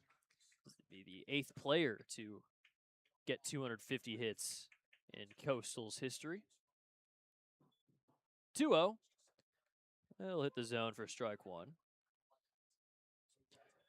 Led the nation in a very specific category, though. 20 sacrifice bunts, which is interesting. 20 multi-hit games, 10 multi-RBI games.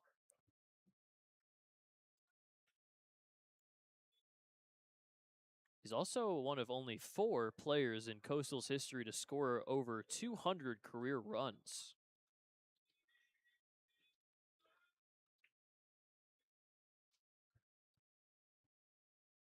(3-1).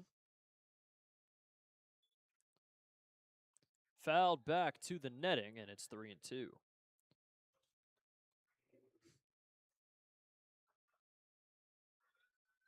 No walks yet for Barthol with Evansville. 2 strikeouts.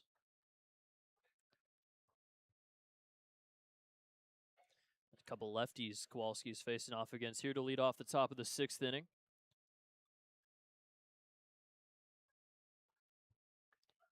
Payoff pitch. Fouled away. Look out. Almost hit the cameraman over on the third base side. Luckily didn't hit anybody on impact. Maybe off the bounce, though.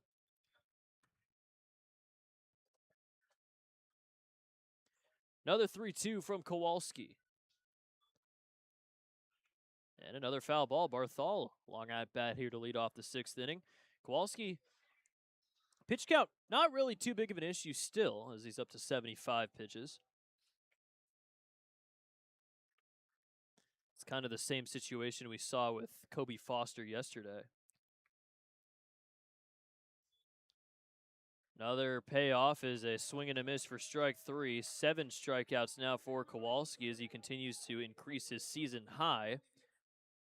And that's out number 1 in the top of the 6th inning.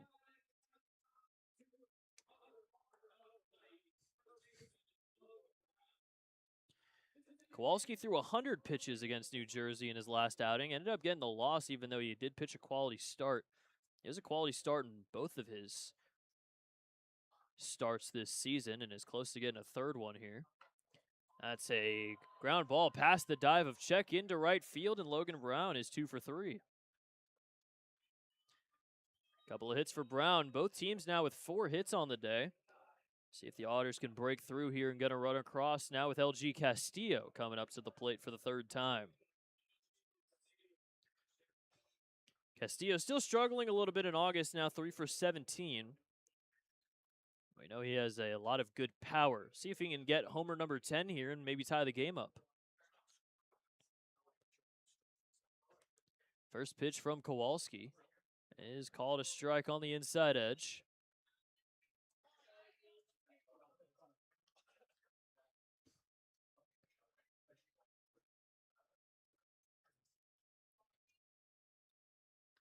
The 0-1. High fly ball off to the right side. It'll go foul, and it's 0-2. There's somebody warming in the bullpen for Washington. Looking like Eldridge Armstrong the third.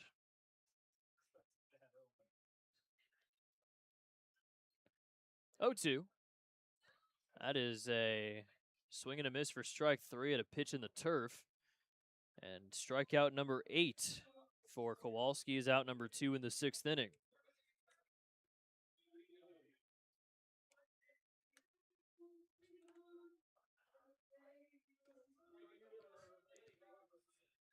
That'll bring up Blake Robertson. Has reached already. He has the only walk given up by Kowalski today. Grounded out to second in the 2nd inning. Shift on for him as now it's Connor Peak in shallow right field. It was Monroy yesterday. First pitch misses for ball 1. Throw is going to get past the pitcher Kowalski. Backing it up, though, was Edwards.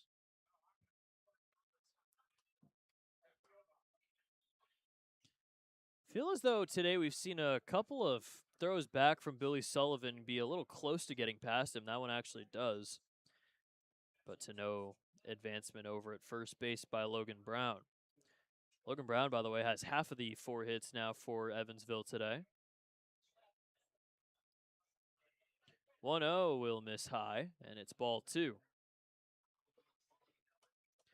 Well, Kowalski has gone exactly 6 innings in each of his 2 starts this season. He's at 5 2/3, and now somebody warming in the bullpen might go the 6, and it'd be done. High fly ball into right center field. Caleb Ketchup waiting for it to come down. He'll make the catch, and that's out number 3. Otters scoreless in 17 straight innings offensively. It's a new season high as we'll head to the bottom of the 6th, 2-0 Washington on the Otters Digital Network.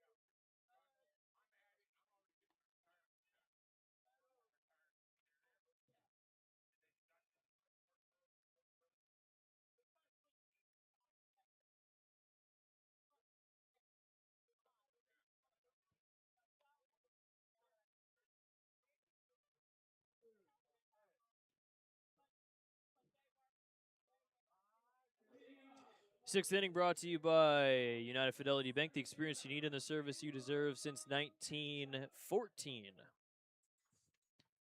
Well, Joe Morrissey's been pitching well out of the bullpen today for the Otters. 2 1/3 scoreless so far with 3 strikeouts. As he's back out there, he'll face off against the bottom 3, Ketchup, Ford, and Edwards. First pitch is called a strike to Caleb Ketchup for strike 1. Ketchup has a walk, and he flew out to center field with the bases loaded. That ended the 3rd inning, that inning with the 5 walks. Quickly down 0-2, though, in the count.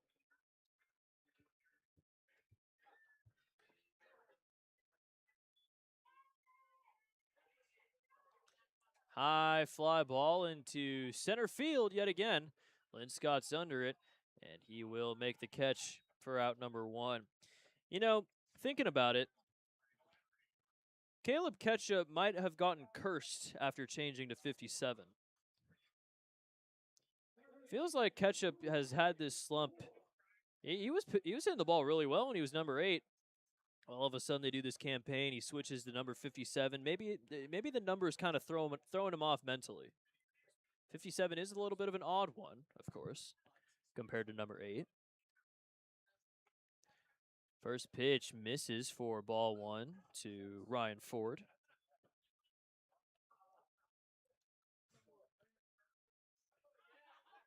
1-0 pitch from Morrissey. Another curveball. That one hits the zone, and it's 1-1. Ryan Ford has a single in the 4th inning. A liner ended up being a 3 unassisted double play in the 2nd inning, as that one misses high and away for ball 2.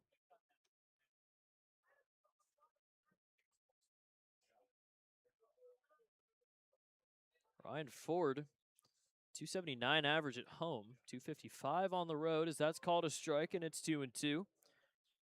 Against righties, 294, 214 against lefties. I got that hit against the righties, which will up that average a little bit as he calls his hitter's timeout. Ford was at Penn State for 3 seasons to start off his collegiate career, then was at Lynn for 2 years. Had him missing. It's ball 3. His last season with Lynn, 267 average in 43 games.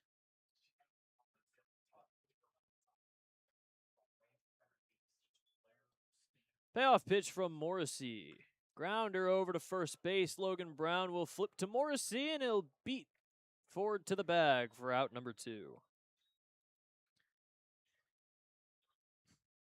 Well, that's the second grounder to first, or liner. Ball hit over to first for Ford.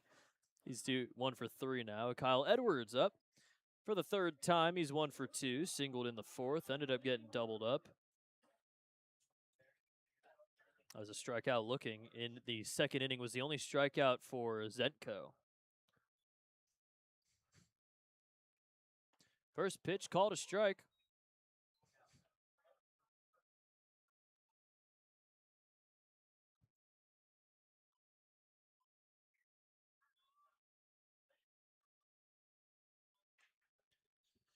Little outside, and it's 1-1.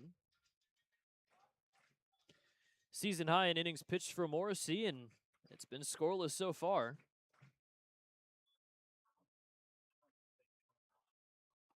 Called a strike. It's 1-2. Looking to go 3 1/3 scoreless. Might even get a 4th frame, considering he has been pitching the ball really well. 40 pitches.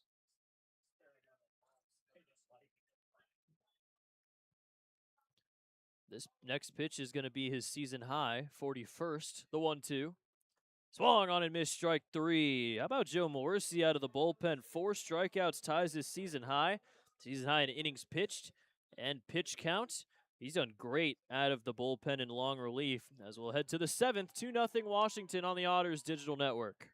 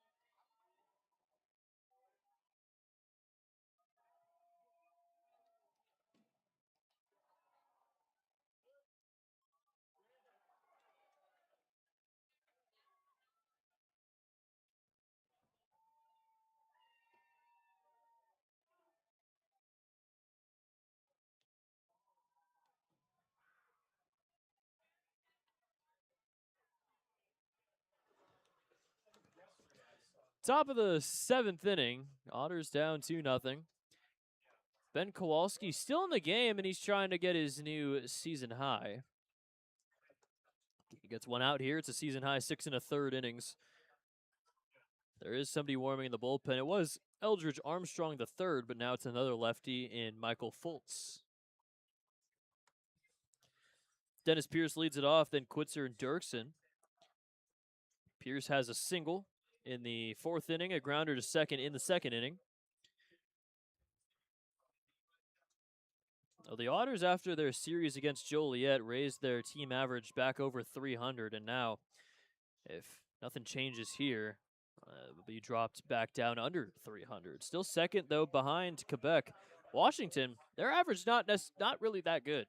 They're 16th, 262, but they hit a lot of homers, and they score a lot of runs. Very good with runners in scoring position. Fouled away, it's 0-2. Plus, we already talked about the pitching staff. We've seen the pitching staff now go 15 straight scoreless innings in this series. Between Foster, O'Hanlon, and now Kowalski.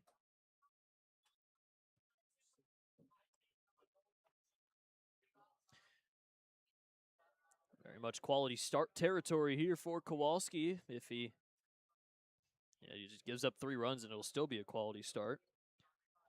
0-2. Little high. There's somebody warming in the bullpen for Evansville as well. That's Anthony Tomczak.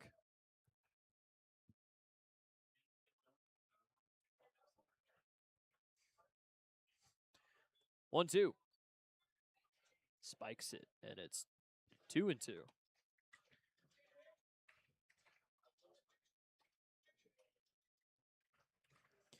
Tomorrow's matchup for the pitching side is going to be Mr. Jack Brodsky for Washington. He's on the IL, so he'll be taken off for that start tomorrow against Ryan Wiltsey, as that pitch is a little inside, and Pierce gets hit by it.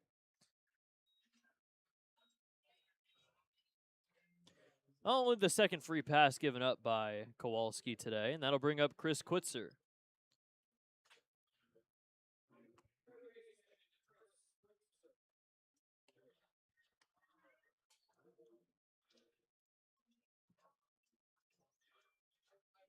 Quitzer 0 for 2 with 2 strikeouts. Him and Dirksen have combined for 4. That one inside for ball 1.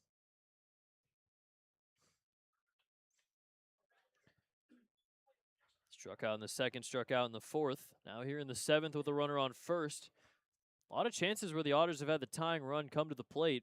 Have not broken through quite yet, as that's a swing and a miss for strike 1.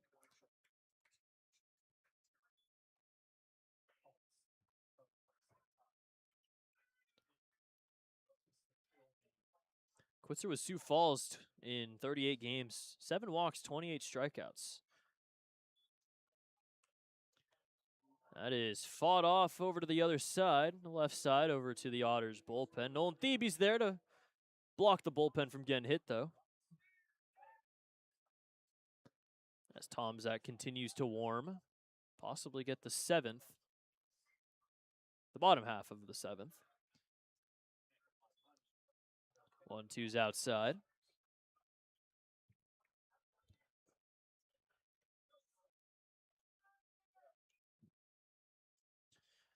Otters need something to go their way here in the 7th inning. They want to continue to keep up in this one. 2-2. Fouled away. One thing we'll see about Quitzer is that he goes down in the count relatively quickly, but he does know how to foul off a pitch or two.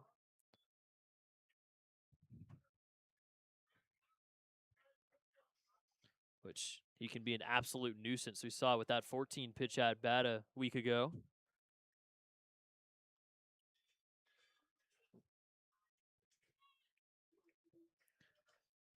Quitzer calling his timeout. Back into the box here to face off a 2-2 against Kowalski. As he kicks and fires. Fouled away again. That's getting out of the stadium. Foul ball brought to you by Heads Construction. Choose the best, never regret it. Both teams with 4 hits, both teams with no errors, but the 2 runs from Washington, the difference, and the only difference that really matters in terms of the actual game. 2-2, another grounder foul. Nolan Thebe getting some more work in on the defensive side. protecting the bullpen.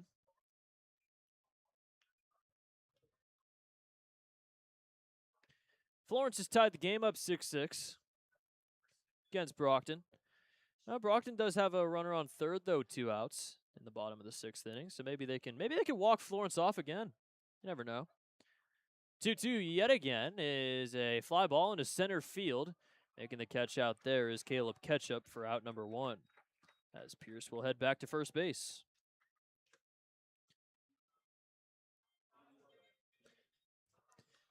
So as Kowalski gets his season high 6 1/3 innings, might be done for the day.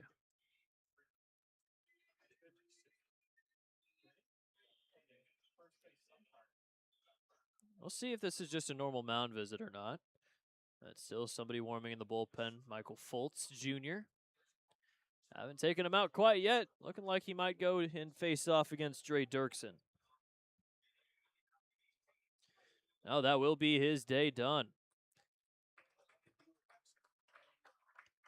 Well, even if the run at first scores, a quality start for Kowalski, as he so far 6 1/3 scoreless, 4 hits, 1 walk, 8 strikeouts.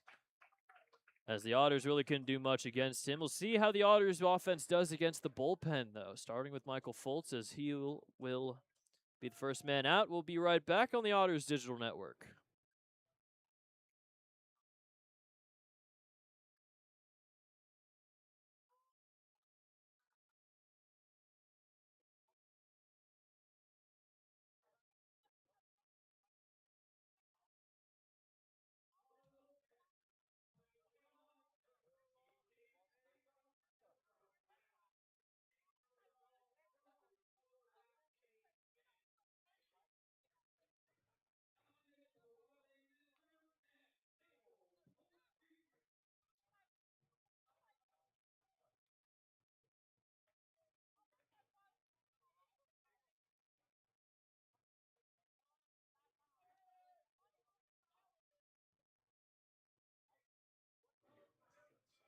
Michael Fultz Jr., the first guy out of the pen here. The Wild Things only needed to use 1 pitcher out of the pen yesterday. Michael Fultz coming in here as a lefty, 25-year-old from Myrtle Beach, South Carolina. He's at a 2.86 ERA in 34 2/3 innings. He's given up only 11 earned runs, 15 walks compared to 46 strikeouts. And he is coming off of an outing in which he threw 2 scoreless back on Tuesday against Down East. Third time facing off against the Otters. 2 scoreless with 2 strikeouts on May 12th, and an inning scoreless with 2 strikeouts on June 30th. So he's pitched the ball well against the Otters offense so far this season.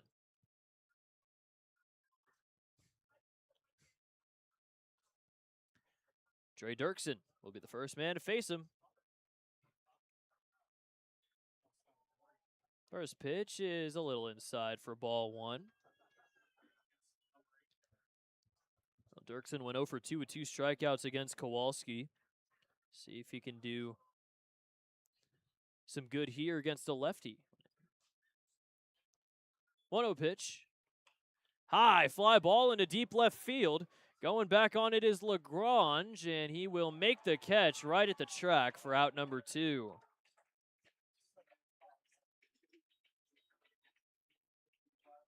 Just didn't have the distance on that one as Dirksen flies out to deep left field. It actually went into foul ground. And 2 down now in the top of the 7th inning.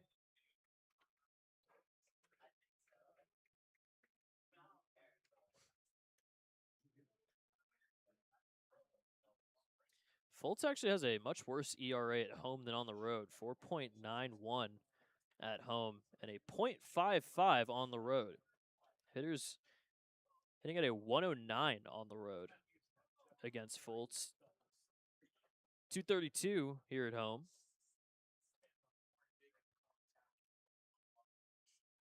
1-0 pitch is a little outside for ball 2. Fultz played with Duke his first season, then was with George Washington for 3 years. His teammates with Graham Pauley over at Duke. George Washington in 2025, a 6.51 ERA, 76 innings. Called a strike, and it's 2-1 to Salvaggio, who's 1 for 2, hit a double in the third inning, flew out to right field in the fifth inning.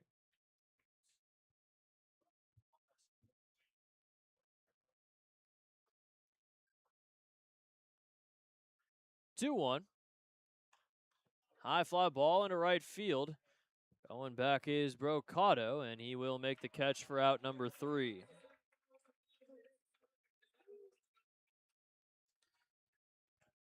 Seven scoreless for Washington pitching as we will head to the 8th. Sorry, bottom of the 7th, stretch time here at EQT Park. 2-0 Washington on the Otters Digital Network.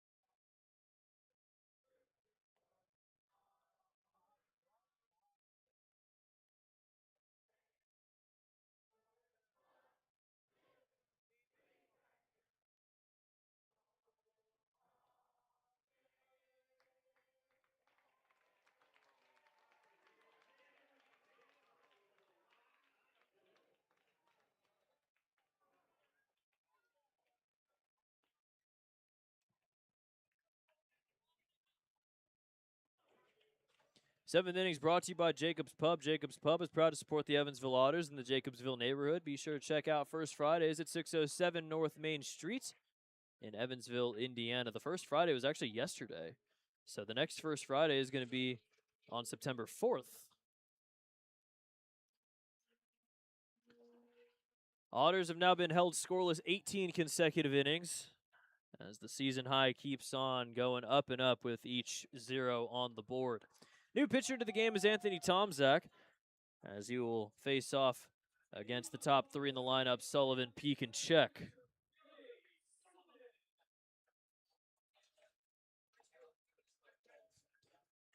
Tomczak has a 4.76 ERA, 17 innings. He threw 2/3 of an inning in Game 2 of the doubleheader on Wednesday, gave up 2 hits, 1 earned run, 1 walk, 1 strikeouts.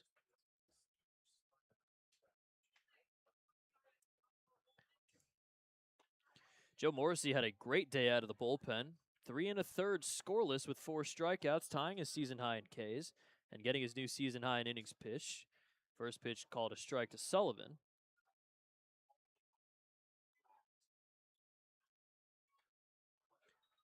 That is fouled away, and it's 0-2.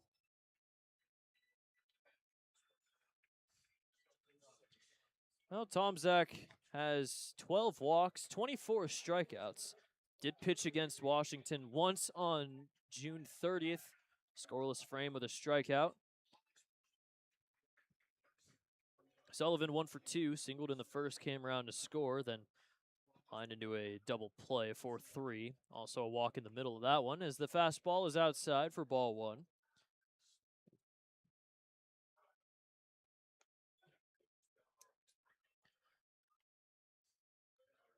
Tomczak missed the entirety of last season with injury.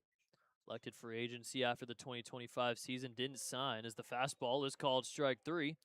And that's out number 1 in the bottom of the 7th inning.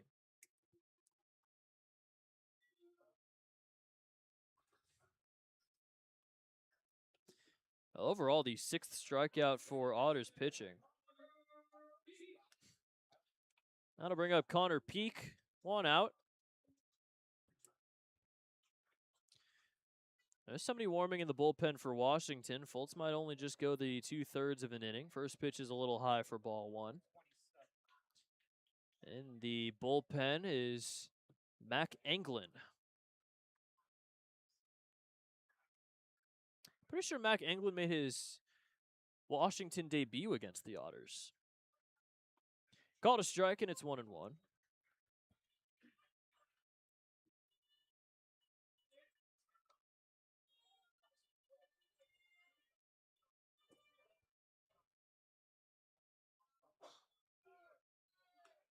Fouled away, and it's 1-2. So Kowalski does finish his day with 6 1/3 scoreless with 8 strikeouts. Otters have now struck out 18 times in this series.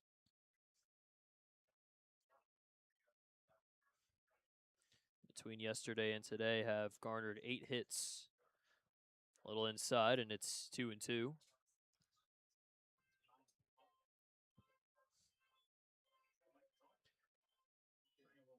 Tom Zach mostly throwing the fastball. Does have a couple of off speeds though. Sinker, slider, changeup. 94 to 96 every once in a while. So that one's fouled away. That'll remain at 2-2. That foul ball is brought to you by Heads Construction. Choose the best, never regret. And we had a loud ooh from the audience, so I'm not too sure what happened over there. Somebody might have gotten hit. Luckily, it wasn't hit too fast. Just 70 off the bat of Connor Peak. 2-2. Grounder over to short. Salvaggio throw on to first. Salvaggio hasn't really gotten too much work at shortstop today, but he does make the throw in time for out number 2.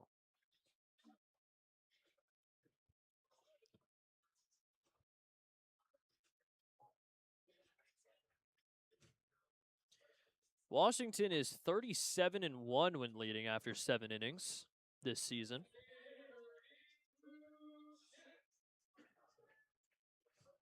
Andrew check up for the 4th time. Grounder to Zenko, a walk, then he came around to score and then struck out in the 4th against Morrissey.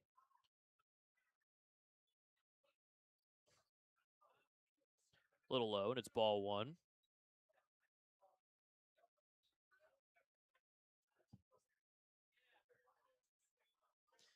Well, Andrew Check has yet to get a base hit in this series.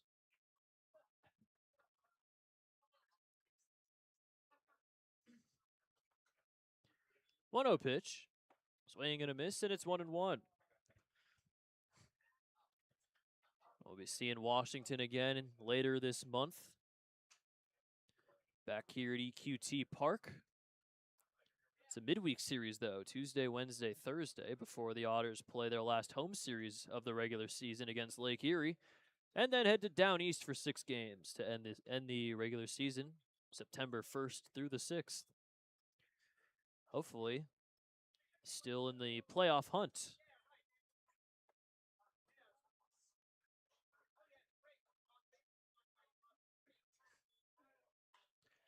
Fly ball the other way. That was crushed, but it's going to go foul.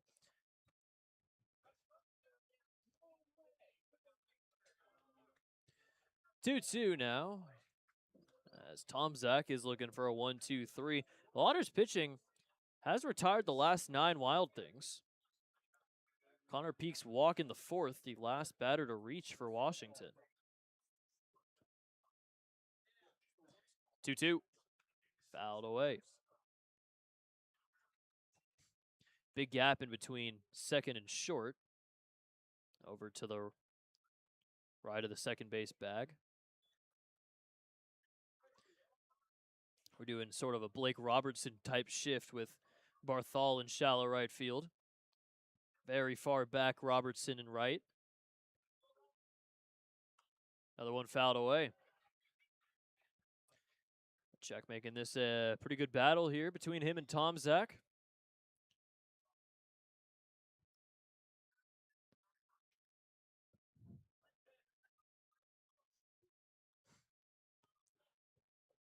Another 2-2. Rip down the line. That one's going to go foul. Look out, bullpen. 104 off the bat. Hopefully everybody was paying attention over there.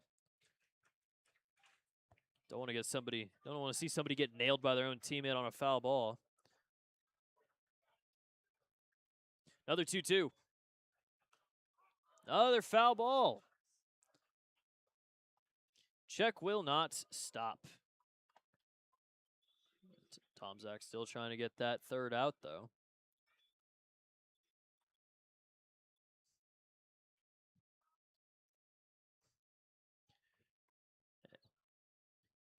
Two-two pitch number. Popped up. I don't know how many 2-2 pitches we have now. I lost count.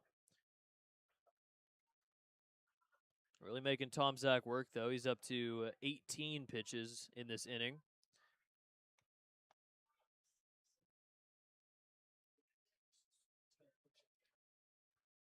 Pitch number 10.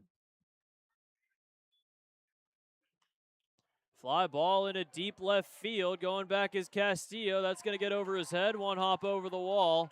And Andrew Check has a ground rule double. 10 pitch at bat ends in double number 25 for Check, extending his team lead as he's into second base with 2 outs for Wagner Lagrange.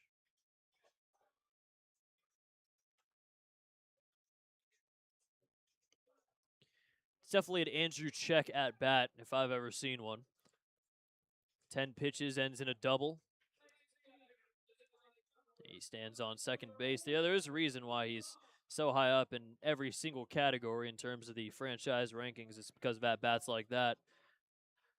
He's in scoring position with 2 outs now for Lagrange, who has driven in one of the 2 runs already. Overall, 1 for 2 with a walk. First pitch is called a strike.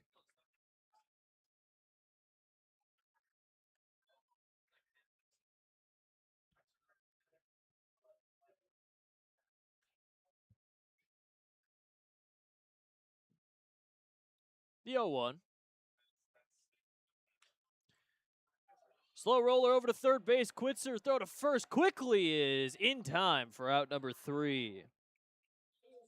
Good play at third by Quitzer. And Tom Zach throws a scoreless bottom of the 7th. We'll head to the 8th. Otters need something offensively. Down 2-0 on the Otters digital network.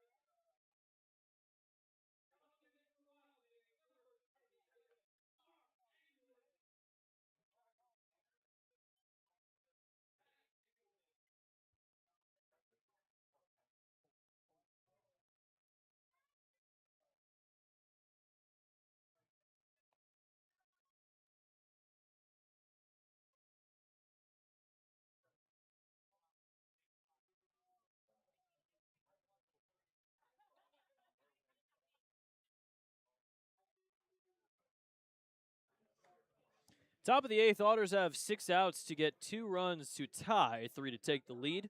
It is the top of the lineup leading off Linscott Barthol and Logan Brown against the new pitcher into the game for Washington, Mac Anglin. Mac Anglin at a 2.53 ERA in 10 2/3 innings. He did have his season debut with Washington against the Otters June 30th. Ended up getting the win in his first game with the Wild Things. Threw an inning, gave up a run, 2 strikeouts, earned the win, one of his 2. First pitch called a strike. Matter of fact, his first 2 games of the season were against the Otters. Then July 2nd, struck out the side.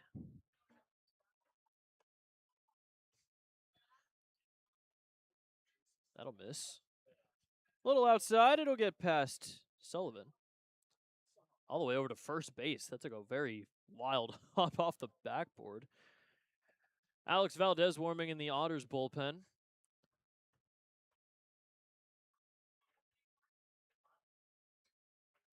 1-1 pitch. Swing and a miss, and it's 1-2. Anglin, 25 years old, signed back on June 30th after spending time in the Royals organization. Had an ERA under 2 in 45 and 2/3 innings with the Royals org, but was just injured way too much for the Royals' liking as he got released on March 26th of this year. Fouled away, and it's 1-2. Anglin missed all of 2024 and 2025 with injury. That's been good so far in his first season since 2023.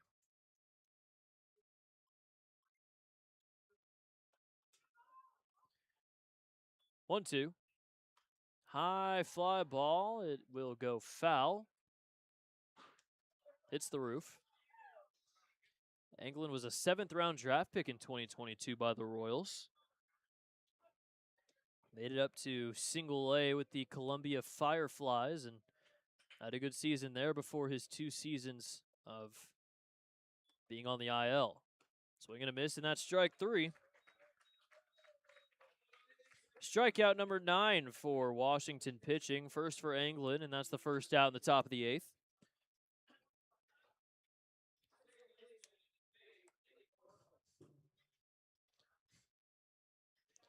Well, the Otters lose this one, they lose the series here on the road.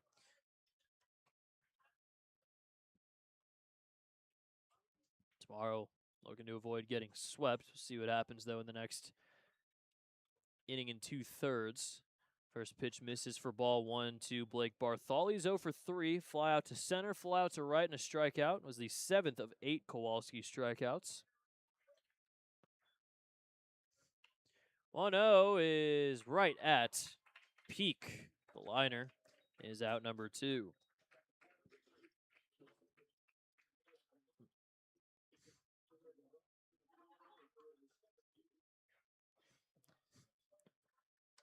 Logan Brown, 2 of the 4 hits have gone to him. 2 singles, 1 in the first, 1 in the 6th for Logan Brown. That is multi-hit game number 25, which leads the squad. Anglin looking for a 1-2-3/8.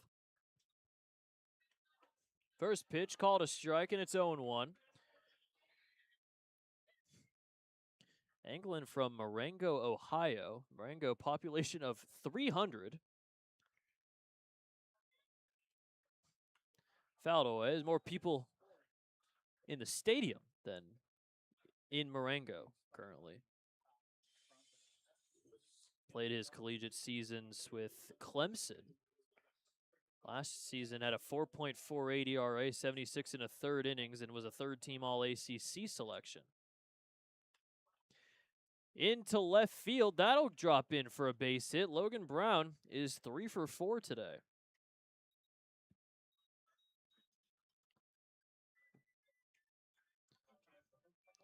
7th 3-hit game for Logan Brown this season. LG Castillo representing the tying run here against Anglin. Otters 2-out hitting has been their thing. We'll see if LG can get the job done. He is the tying run.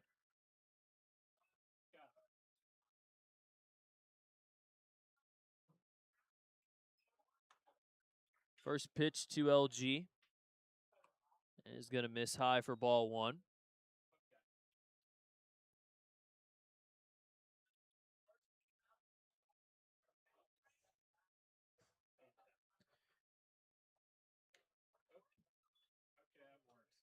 Okay, 1-0 high fly ball off to the right side. It's going to get out of play, foul.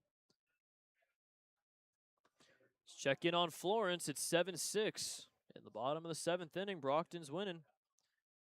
Both these scores hold. The Otters are still going to be tied with the Yalls, but now 8 games back of the division. Outside, it's 2-1. Meanwhile, Windy City is down 4-0 against Tri-City in the first inning of Game 2 of their doubleheader after they took Game 1.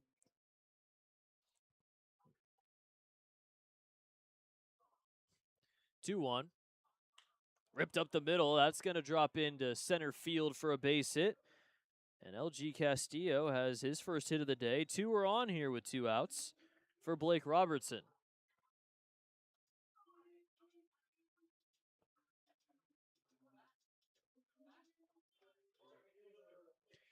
Blake Robertson, tying run, is now on first base.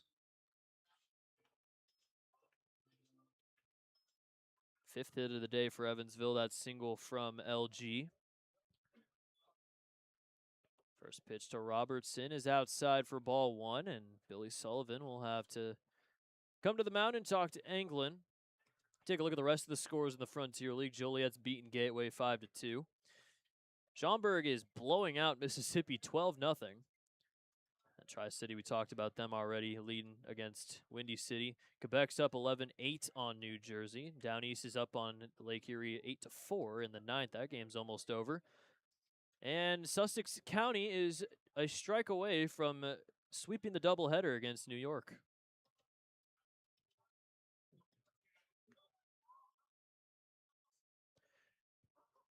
Quick mound visit there. Now the 1-0 from Anglin to Robertson.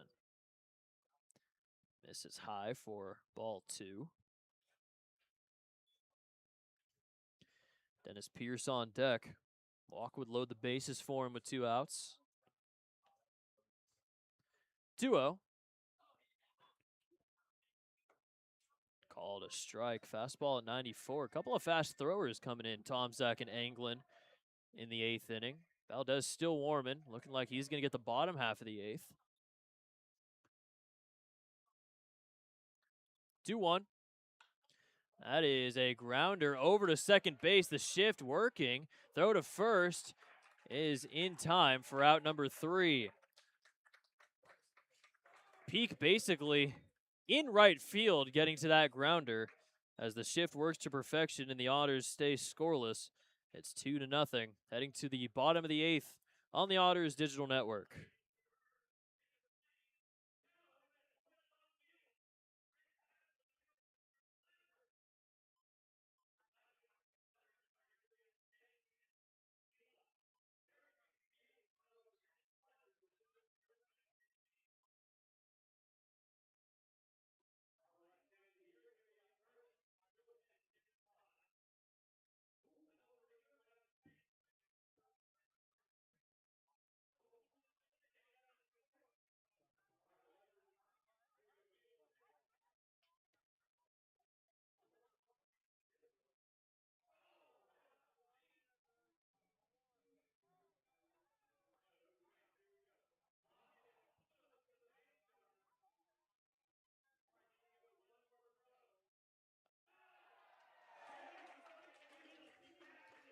Eighth inning is brought to you by McMahon Exterminating. Remember, who can help with all of your pest control needs, McMahon can. Well, the Otters have now been shut out 19 consecutive innings. It has been rough, to say the least, as they have not scored yet in this series. Alex Valdez is the new pitcher into the game, 3.4 ERA and 39 2/3 innings. Threw a scoreless frame back on Thursday against Joliet with 2 strikeouts. He's the guy who's got the most playing time out of the bullpen for the Otters this season. This is appearance number 36 for him, and 4th against Washington. He'll face off against Brocado, Licori, and Ketchup in the bottom of the 8th as Washington's 3 outs away from shutting out the Otters for the 2nd straight night.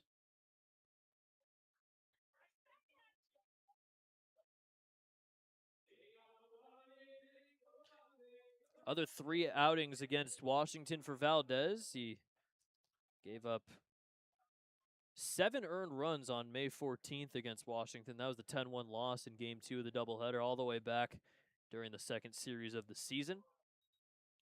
Still a season high in runs given up, but otherwise a couple of scoreless frames on May 12th and July 2nd.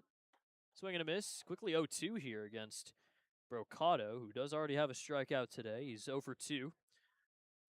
Grounder to third, strikeout swinging, and a walk in the 3rd inning.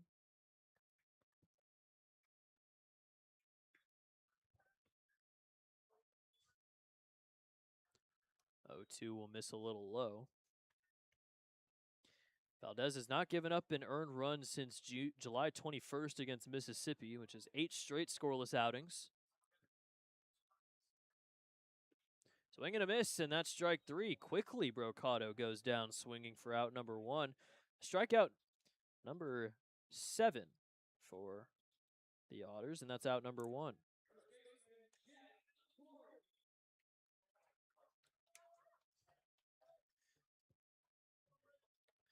Jeff LaCory has been rendered hitless so far, but only 0 for 1 as he's walked twice. One of them walked in a run, as it brought Check home from third as the first pitch is high for ball 1.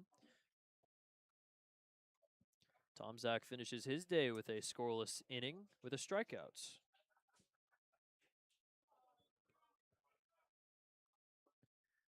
Swing and a miss, and it's 1-1.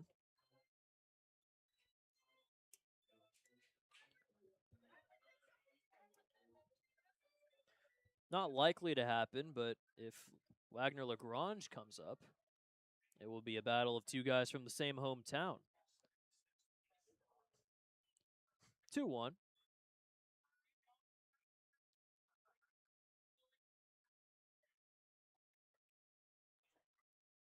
Valdez kicks and fires. Fouled away to the left of the box. Foul ball brought to you by Heads Construction. Choose the best, never regret it. And it is 2-2 now.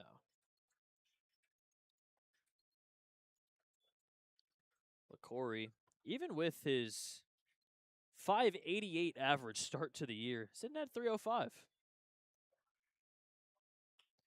Fly ball into right field, right at Robertson, who makes the catch for out number 2.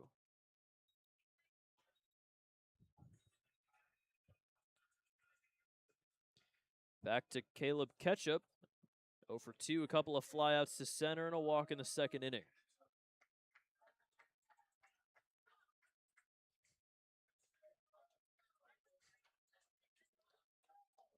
Oh for 2 after an 0 for 4. Now 1 for his last 32 in his last nine games. First pitch called a strike, and it's 0-1.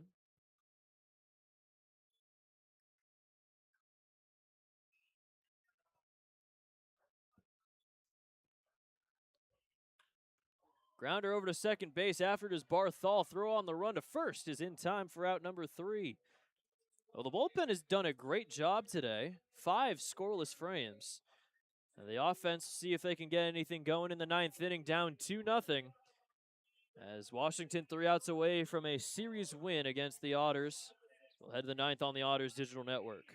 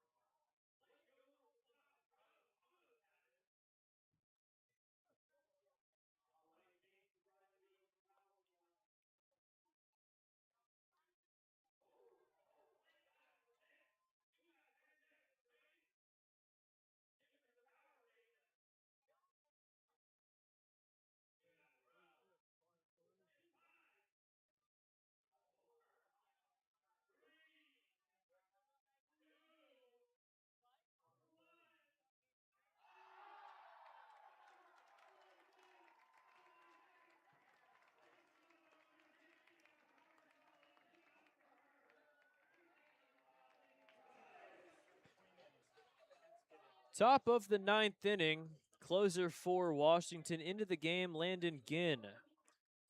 He has 10 saves this season.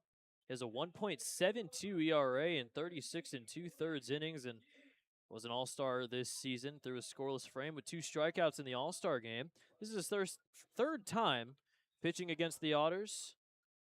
May 13th, scoreless third of an inning, and then on July 1st, scoreless inning with a strikeout. Last opportunity for the Otters to get anything going offensively. Here in the 9th, it's Pierce, Quitzer, and Dirksen. First pitch swung on and missed. Landon Ginn's having a phenomenal season. Has given up no earned runs in his last 5 games. 22 scoreless outings overall. He's given up 1 earned run since June 17th. That's how dominant he's been as the closer for Washington. So that's called a strike. He's been so good as the closer that Washington is 38-0 when leading after 8 innings. Former Cubs farmhand signed a minor league deal with the Cubs back in July of 2023. Got released by the Myrtle Beach Pelicans earlier this year. Then now in his first season with Washington, gets an all-star nod, and he might get his contract purchased. You never know. Swing and a miss. Pierce running to first after he avoided the tag from Sullivan, but the throw to first is in time for out number 1. Strikeout number 10 for Washington pitching for the second straight game. And that will bring up Chris Quitzer.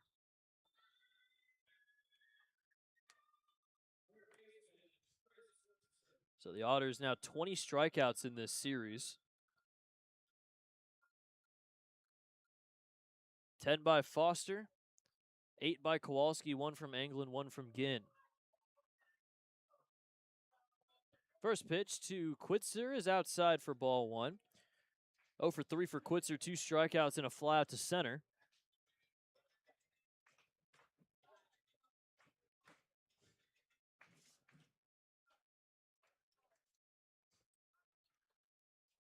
The 1-0 pitch from Ginn. Called a strike. Ginn looking for his 11th save of the year. He's been the main closer, leads the team in saves by a pretty wide margin. Spent his collegiate seasons with the College of Central Florida as well as East Carolina before signing that minor league deal. 1-1 pitch. Fouled back to the boards, and it's 1-2. Again from Goldsboro, North Carolina. A little bit southeast of Raleigh. He was teammates with a lot of MLBers on East Carolina's roster. Treya Savage, Zach Agnes, Connor Norby, Gavin Williams. That was a good East Carolina team. Played 1 game with the Arizona Complex League before getting called up to Myrtle Beach. 1-2. Little low and away.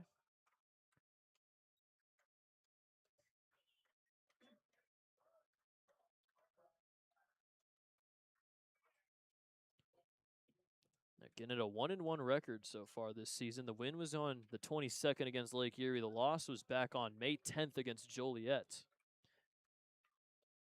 Fouled away. Quitzer stays alive here, 2-2.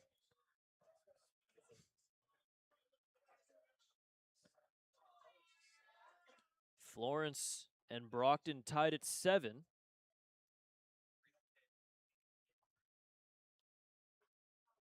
Another 2-2 here from Ginn.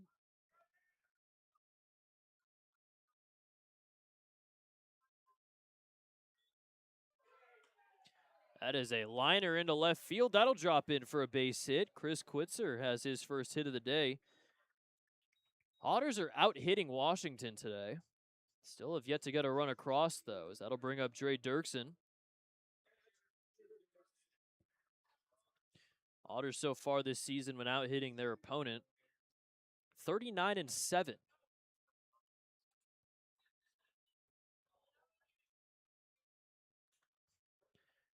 First pitch now from Ginn to Dirksen. Swing and a miss for strike 1. Dirksen 0 for 3 as well with 2 strikeouts and a fly out to left.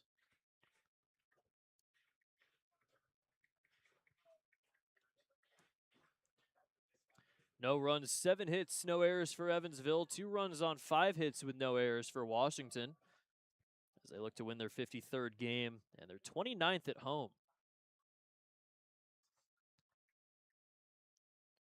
0-1 outside.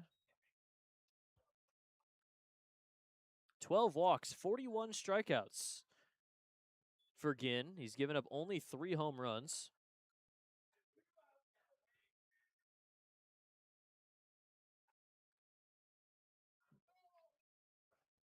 One pitch to Dirksen. Grounder down the line, but foul, and it's 1-2. 10 strikeouts already for Washington pitching on the other side, 7 for the Otters. 1 from Zenko, 4 from Morrissey, 1 from Tomzak, 1 from Valdez. Zenko walked 7, but honestly only gave up the 2 runs, which is pretty solid. Those 2 runs, though, the difference as Zenko's in line for the loss still. 1-2 swung on and missed for strike 3. 11 strikeouts for Washington pitching. Third for Dirksen, and that's out number 2 in the 9th. Otters down to their last out here in game 2. Also 1 out away from getting shut out for the 2nd straight time. All up to TJ Salvaggio.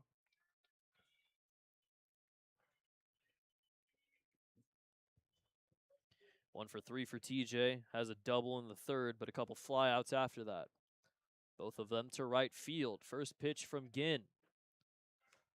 Grounder foul over to Andy McCauley at third base.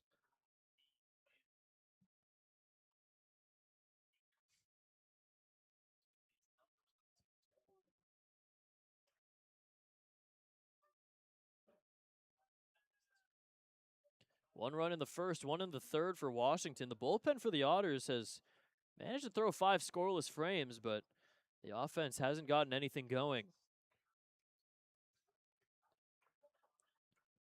The 0-1 from Ginn.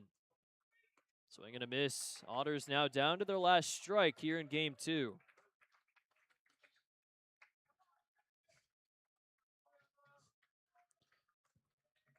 Staring in the eyes of 20 straight scoreless frames offensively.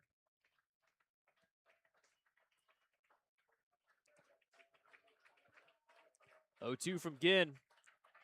EQT Park getting loud here for Washington. Ginn's pitch is high, fastball, and it's 1-2.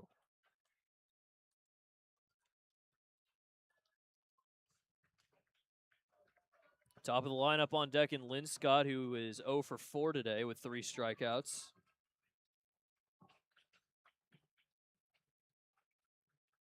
Some more noise coming from the Washington faithful. 1-2 from Ginn. That is a diving stop at third. Wow, what a play by Ford at third base. And that'll do it. 101 off the bat. And Ryan Ford makes a diving catch to give Washington the win. The Otters get shut out for the 2nd straight game.